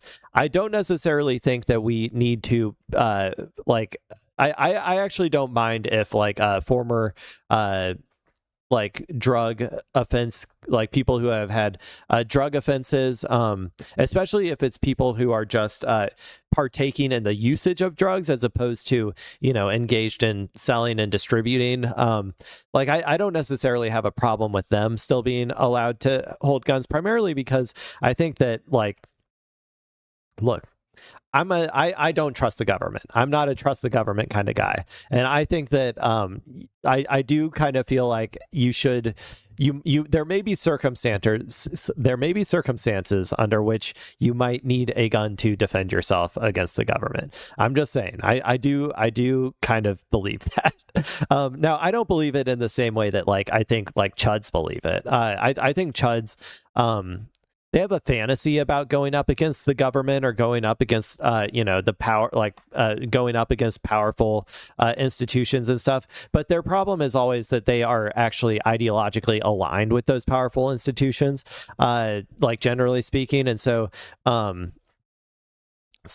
don't think that they necessarily have as much of a valid fear of that, although I'm not going to take away their guns just because I don't think that their fear is invalid. But I do think that we need I do think that we need to be able to restrict the types of weaponry that people are allowed to get, because I'm going to be honest, I don't think anybody needs like an AR-15. Okay. I don't think you need an AR-15 for your home defense. I don't think you need an AR-15 for hunting. I don't think you need any of that shit. Like any of those types of weapons that are, you know, specifically like weapons of war, tools of war. I don't necessarily know if they should be allowed into the public. That's my personal matter, but I don't think it should be restricted based on like drug consumption. If you have like I think that you could restrict it based on, you know, historical violent precedent. Like if you have engaged in acts of violence before, right? Like if you have if you're a domestic abuser or something, like I don't know if you necessarily should have a gun, but if you've just engaged in like the consumption of weed or the consumption of really any drug, I'm going to be honest, then I don't think that we necessarily need to be restricting your right to have a gun. That's my personal opinion on it. Supreme Court taking a look at it. Now, Justice Gorsuch wrote the majority opinion. What exactly did he have to say? So this Second Amendment test requires for gun control measures to survive. It says that there has to be a historical analog, and it has to be consistent with the nation's historical tradition of firearm regulation. So in this case, the federal government, to defend this ban on drug users possessing guns, they looked back to the founding era, and really the only analog that they said came close were these laws that banned habitual drunkards from possessing. This is just constitutional originalism, and it's all a red herring, dude. Like the judicial, there is no such thing as what's the word? Fuck, I'm blanking on the word. There is no such thing as just like original. Like there is no such thing as unbiased. I guess unbiased interpretation of law, right? Law is power. It is based on the current political circumstances of the time, is based on who has the power during those circumstances. And it is, like there is no objective. That's the word I was looking for. There is no objective interpretation of the law. And so this idea of constitutional or like originalism, where they go back and look to how these laws, like what these laws applied to during the time that they were written, they're just using any excuse that they can find to get the outcome that they want. And that's how they're like, like rolling back a lot of the modern rights that we have, and other like rulings. Like I said, I don't have a problem with this one necessarily, but I just want people to be aware that there is no objective analysis of law, and it is all at the end of the day politics, like political and power politics, which is exactly why back whenever Ruth Bader Ginsburg was on the court and she said that she didn't want to she didn't want to get replaced during Obama's administration or whatever, right? Why we were all like saying, no, you got to do that. We need to protect this. We need to protect the power that we currently have in the Supreme Court, and why exactly we need when another president gets in there to pack the court as much as possible and get and to fill it with a bunch of people who are going to be ideologically in line with improving the conditions, the material conditions of the working class. Like we need that as soon as possible. We just have to hope that whoever gets elected president, has the balls to do it.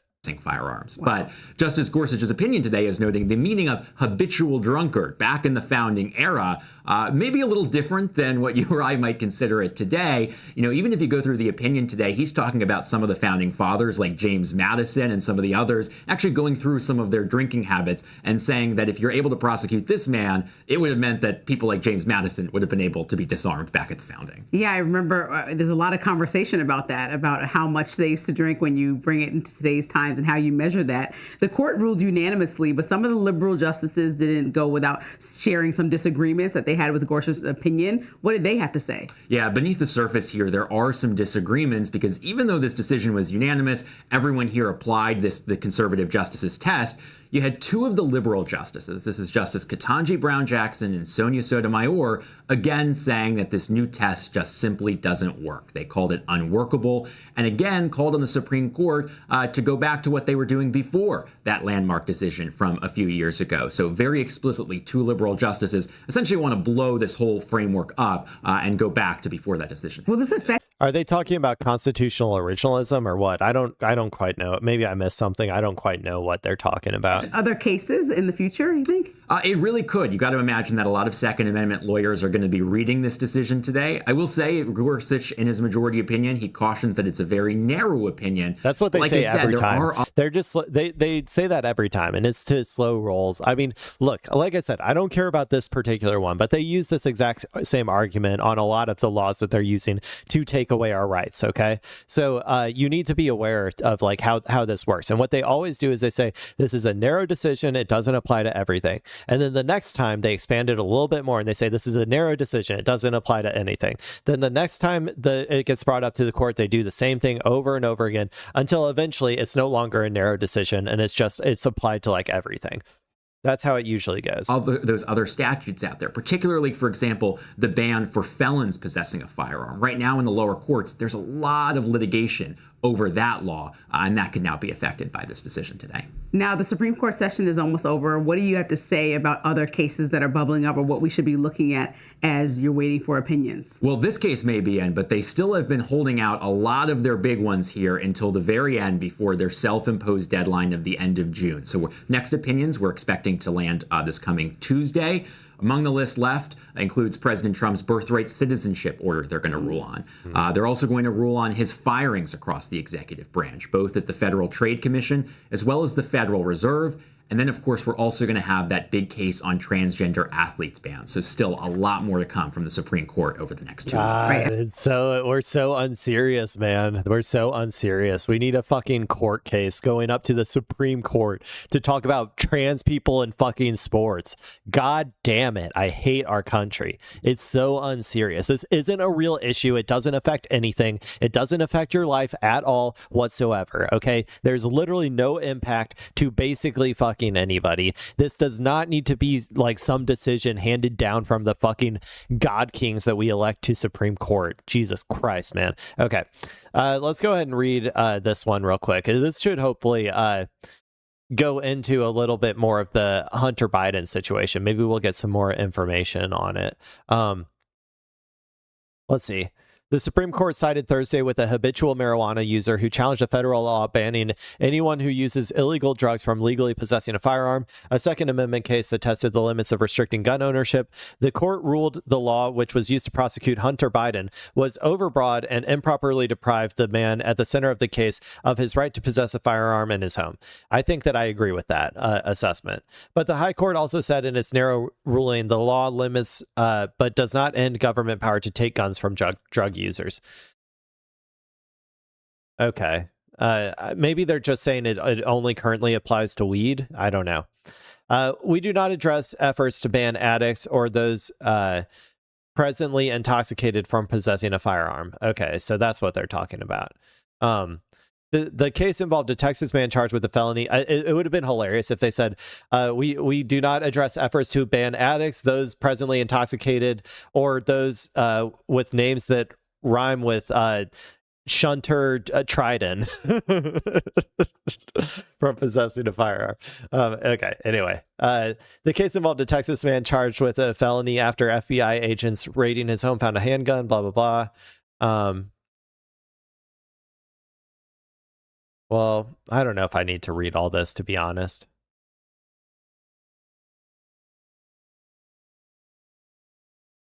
Yeah. This is just about the decision. I don't think I was hoping that they would talk a little bit more about Hunter Biden in this particular one, but maybe they're not going to do that. Let me see. Yeah, okay, there's not. It's mostly about the law itself. We already kind of learned about it in that last video, so I think I'm just going to go ahead and move on. But anyway, I thought it'd be funny to talk more about Hunter Biden and how his court case. I don't know if is that still going on? Is Hunter Biden court case still ongoing?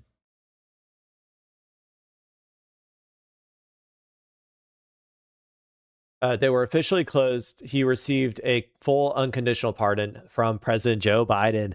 Daddy came through. Daddy came through. Just like those paintings that Daddy helped sell to Ukraine or whatever for millions of dollars. Daddy came through yet again. Okay, let's see what else we got. I think that we're at an hour and 42. Look, guys, I actually finished all of my main segments today. And now I can just go and dick around on YouTube, and you all can hang out with me while I do it. Let's see if there's anything else on here that I would like to watch. I kind of want to learn more about this story. 8 people. So, I don't know. I really don't know exactly. I don't know that much about this one. I'm going to be honest. Apparently there was a B-52 bomber, which I thought B-52 bombers were the same ones that that America used in the 12-Day War to bomb Iran's Fordow facility, maybe. Let's see if I'm right. B-52 Iran Fordow bombing. Or no, those were B2. Sorry, those might be different. B2 is different than B-52. So then those might be different. But anyway, apparently one of our planes just, as soon as America decided to get out of the Iran war, apparently one of our planes, and maybe I shouldn't be laughing about this because people died, but I mean, I don't know. You be the judge. But apparently it decided to just like self-immolate. Like one of our B-52 bombers just decided to self-immolate. Like self-destruct, I guess. And I have no idea why. So I'm curious if they'll give us some more information here about like just what exactly happened. People who died in a B-52 bomber crash at Edwards Air Force Base have officially been identified. The U.S. military just released their names. KTLA's Omar Lewis is in the newsroom with the latest. Omar, good morning. Eric, good morning. As an investigation into this deadly test mission continues, for the grieving families involved, the long wait for answers started the moment they got the news. Moments ago, though, military officials released those names and pictures of the 8 service members killed. Want to share that with you right now. Colonel Gregory Watson was one of the first killed in this crash. Lieutenant Gabriel Estrella, retired Lieutenant Colonel Miles Middleton, Major Alexander Davis, also Major Robert D., Major Brad Hovey, Jeremy Smith, and Christopher Richard, who all leave behind grieving families here today. This morning, the widow of Jeremy Smith is speaking out. She's now left to raise her 2 young children on her own after her... See, this is one that I can actually feel sad about, okay, people? Because these people weren't really doing anything wrong. They weren't committing war crimes. They were here at home, and one of our airplanes that our trillion-dollar military-industrial complex pumped out decided to just like self-immolate. Apparently, let's go ahead. Hopefully, they'll get into like what actually happens, but like or like what actually happened. I don't know if they get into that in this video. Husband's death. Take a listen. I got a phone call from one of my friends saying that. Okay. This is a little too sad. I'm going to move on, or not move on, but I'm going to move to the port where they hopefully talk about what actually happened. Edwards Air Force Base here, but the test mission was, according to her husband, pushed as the military jet was supposed to have taken off last Friday at Edwards Air Force Base here, but the test mission was, according to her husband, pushed back because the plane was experiencing several issues. Monday's crash happened just after takeoff. Take a listen to that. The mission just kept getting pushed back and pushed back, and supposedly by the time between Friday evening and Monday, supposedly it was fixed, and I don't know. What was this mission for? Did they say? B-52 bomber crash.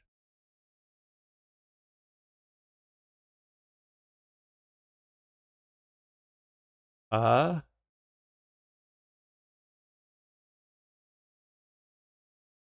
don't know if it says.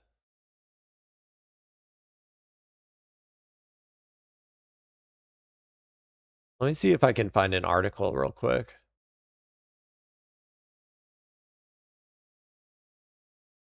Oh my gosh, they're all just talking about the people. I want to know where they were going, like what they were doing.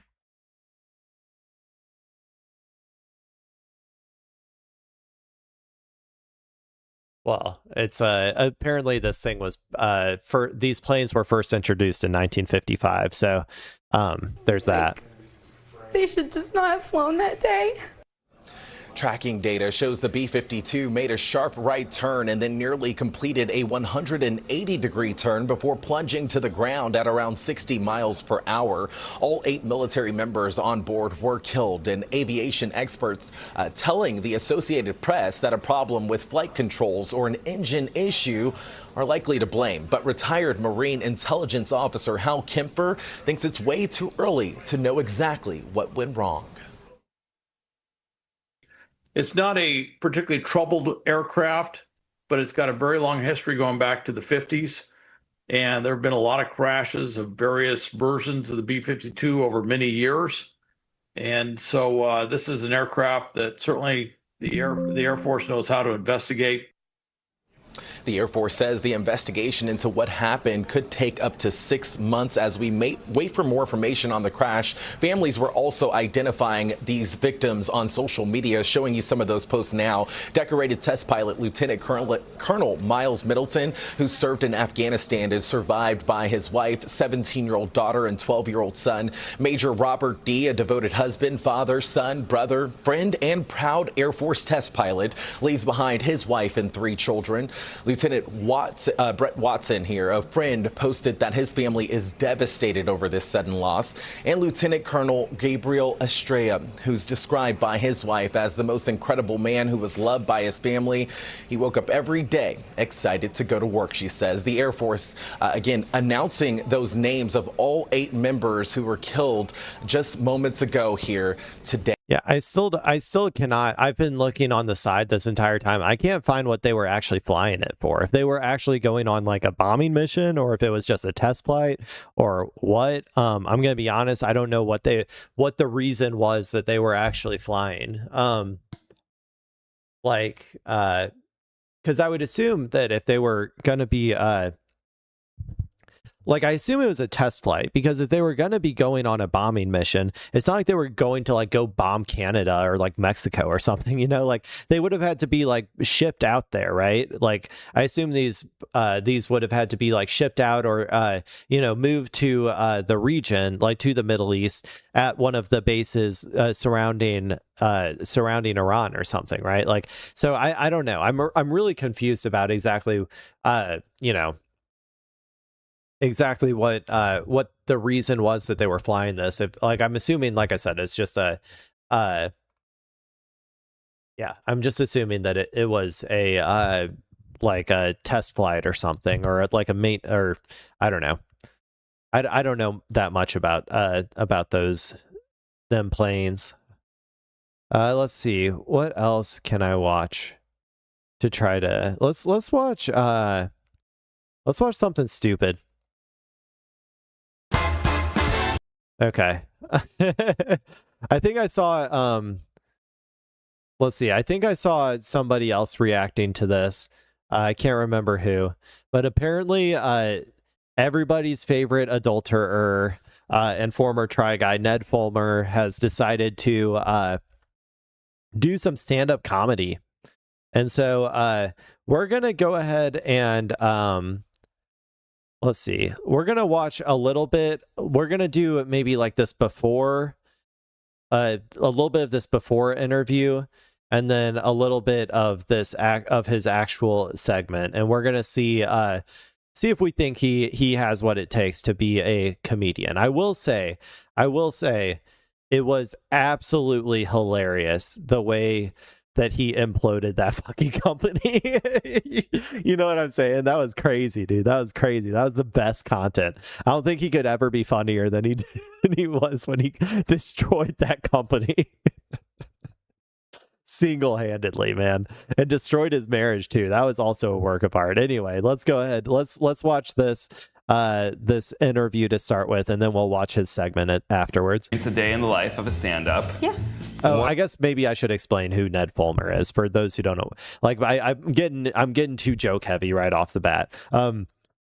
Former Try Guy, so he was in the Try Guys. They just do like, I don't know, slop, like soy coated slop content is how I would describe them. They're fun. I like to watch. I used to watch him a little bit, but his whole thing was that he was the wife guy, right? All he ever fucking talked about was his wife all the time, and those are the people you always got to watch out for. I feel like, because I feel like they're always cheating. But yeah. So it turns out he was actually he was cheating on his wife with one of their producers, I think, a person that he was technically in charge of, because I think he was in charge of HR, and. It got caught. It was real messy. It got caught. It got posted online. Everybody found out about it, and it was like the drama of the day. And it even got an SNL segment, which is crazy, by the way. I don't know how that happened. I don't know how they let that one in, but whatever. Since then, he's been trying to rebrand a lot, trying to get back into, being a internet personality, because he has no other fucking skills, apparently. And so this is one of those ways that he's doing it. So let's go ahead and watch this. What am I in for? Okay, so a day in the life. First, you wake up at 2 p.m. because you have clinical depression. Okay. No. Okay. It's interesting you say that, because there's so many different things people are doing under the scope of comedy art, like within the package. Like there's podcasters, there's people who do sketches, so that can take up a large portion of their day. And then of course there's the actual art form of stand-up comedy, which we all do, which should be writing jokes and getting up on stage. There's no substitute for working out material on stage. Why is that? There's no other way to truly gauge your jokes. Like what works on social media will not necessarily work live, because social media is very much an attention economy. So your stuff could be very interesting, like it could keep somebody's attention to keep them from scrolling, but that doesn't. What do we think? How do we think this is going to end up?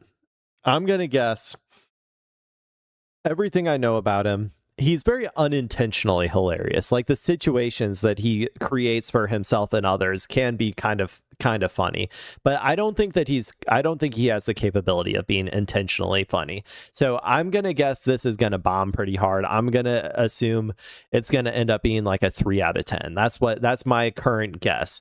And the body language, the body language he's giving me right now is also, I think, leading me to that same conclusion. He doesn't look very confident right now. Necessarily mean that it's gonna make a club erupt in laughter. So there's no substitute for trying your jokes out live.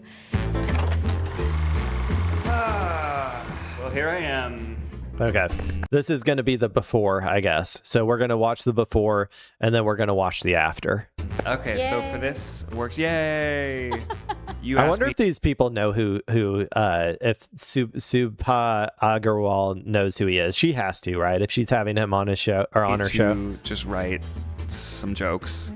But is it okay if I have my notes with me? No, yeah. Okay, this is. What the fuck?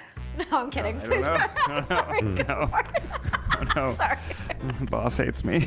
How do I go about writing material? So I would. Is that what you start with, writing? Yes. Or do you just kind of like fuck around and just riff and like, hey, look at you. I will say he has a lot of like funny experiences. Maybe not funny, but so you know how like Louis C.K.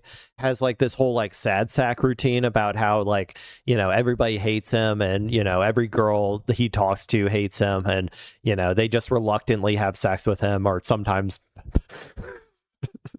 non-consensually, maybe. I don't know, but how he has that like sad sack routine. I feel like Ned Fulmer could like lean into that archetype, but the problem is that he doesn't have that personality, right? He has this like happy, bubbly personality that doesn't fit with how much of a rotting demon he is on the inside. How much of like a terrible person he is. So like he needs to like embrace his terribleness and come out with that like sad sack persona, and I think that could work for him. Your shirt ready? You can try that, but it's not going to go well for you. Like the more prepared you can be ahead of time, the better your chances of success are. I see. Audience of one. Woo! Thanks for being here. She's like, I was paid to be here. Did you pay her to be here? I am Ned Fulmer. If you know who I am, I'm sorry. And if you don't know who I am, don't Google me. Please. I have only tried this once or twice, really coming in with very I used to be famous. I'm gonna just skip to the actual part where he's where he's actually doing it. I think it's fine. You see, I used to be famous at BuzzFeed for trying new things, and then I tried having a midlife crisis. Yeah, I basically wrote the listicle 10 reasons why having a workplace affair will shatter your marriage and career. Okay. So at least he is pointing to the obvious tragedy of his life. I still think that the delivery isn't quite right personally. I think that he really should embrace that like sad sack. I think that would be way funnier. Humor is a coping mechanism. Mm-hmm. And then when you're honest about what you're going through and you're making light of it. You know, those ice baths. I have been icing my face in the mornings. You know, those ice baths. I don't know if you guys. Also, it feels like as soon as he gets through his initial part about like the actual terrible shit that he's done in his life, he's gonna run out of material really fast. I've been icing my face in the mornings. You know, those ice baths. I don't know if you guys do that. It's been completely transformative. It's transformed me from ugly to cold and ugly. How do you find the line? Okay. I'm gonna move on to his after, where he does like I guess a full set now. That one did me in. I couldn't do it. I guess he's at an actual comedy club. So what do we think this is gonna be, man? Oh, this could be rough, people. Everything that I've seen with this guy, it ends up being a little bit like awkward and uncomfortable. So I'm just giving you fair warning. If you don't do good with cringe, it might not be for you. But maybe he'll kill it. Maybe he'll kill it, and I'll be wrong. Who knows? Look at that Learn face. anything unless you go for it. Hello, everybody. I'm Ned Fulmer. If you know me, I'm sorry. And if you don't know me, don't Google me. Yeah, I don't know if you know, but... Okay, right off the bat, it sounds like nobody knows him, which is kind of what I honestly expected. I'm going to be honest. I think that like if you are not the average normie person, like is probably not tuned in enough to like online drama slop to even know any of this shit. Like I'm only aware because like I watch YouTube like other people watch actual TV, you know. Like that's the only reason that I know about any of this stuff. And I think that the vast majority of people who actually go outside, and don't get me wrong, I do go outside, okay, I'm not terminally online, but like I think the people who go outside more than me tend to watch other stuff besides YouTube drama slop. So they probably, I think the vast majority of people probably don't know who he is. Don't Google me. Yeah, I don't know if you know, but I was social media famous at BuzzFeed for trying new things, and then I cheated on my wife. Turns out that was the one thing I really shouldn't have tried new. BuzzFeed, you know, I basically wrote the listicle 10 reasons why having a workplace affair will shatter your marriage and career. Like, subscribe. He's actually, I'm not gonna lie, okay, he's not doing terrible, okay, he is getting some chuckles. It's you know, he is embracing that sad sack, but here's where it gets hard, okay. Is he going to be able to switch, like, because that's like the main thing that's happened to him, right? Like what's his like the rest of his routine gonna be like? That's what I'm curious to find out. So let's go ahead and see. It's led me to stand up though. Seems like I fit right in. Thank you very much for having me. This real speed running my divorced dad telling jokes narrative. I have been trying to make more male friends. That's something I've been working on. It can be hard to make male friends in LA, especially if you don't do things like play pickleball or have a stable relationship. A lot of my friends I don't get that chat, one. They're married and they have kids, so the jokes hit different now. You know, my friends, they're like, oh gosh, I would pay any price just to have an hour to myself. And I say, my friends, a price does exist. For a mere 50% of your net worth and crippling loneliness. You might have all the time in the world. Yeah, making friends. Delivery is tough. wasn't right. Dating as a single parent is tough. You know, it's less tequila soda and more my little soda pop. That's a K-pop Demon Hunters reference. Too specific, man. Too specific. Okay. Oh, okay. We'll keep going. We'll keep going. It's a children's movie that I've seen approximately 84 times. I did go on a date with someone who is polyamorous lately. They invited me to meet their boyfriend, actually. I'm like, whoa, this is huge. Meeting the boyfriend? Finally, here's a way to make male friends without having to play pickleball. Thank you so much. I've been Ned Fulmer.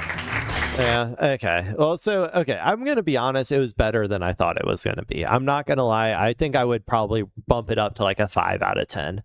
The problems that I saw was that his delivery wasn't quite right. He did have like decent, I think, concepts of jokes.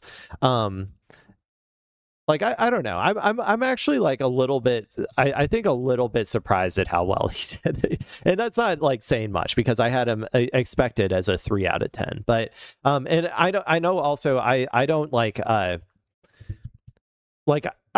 it takes a lot for me to like vocally laugh. I think generally speaking. So even though I was like I was analyzing whenever I was watching him. I wasn't like, but when I'm in like an actual comedy show, I usually make myself laugh a little bit more, or like I try to get in the mood of laughter, I guess.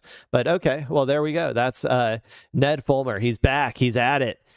He's trying things yet again. He can't stop. It's the only thing he knows how to do is to try things and throw it on the internet. Apparently. What time is it now? 2 hours. Well, I don't really have much more, to be honest. That was kind of the fun one. Or like, I mean, I hope you guys enjoyed it. I thought it was fun. Maybe I can see if there's anything fun on X right now. But I'm going to be honest, I'm feeling a little bit tired. So I might just go ahead and take off.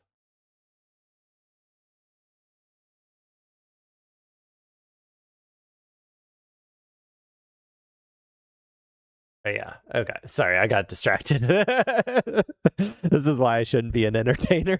I just get distracted by shit.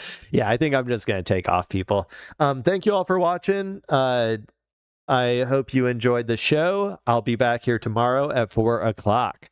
Or wait, no, tomorrow's Friday. Never mind. I'll be back here tomorrow. It's probably going to be around like 11, maybe, or so. At least that's what I'm planning. So anyway, yeah, thank you all for watching. If you're watching the VOD, love you too. This has been Technically Clay, and the stream is technically over. Bye-bye.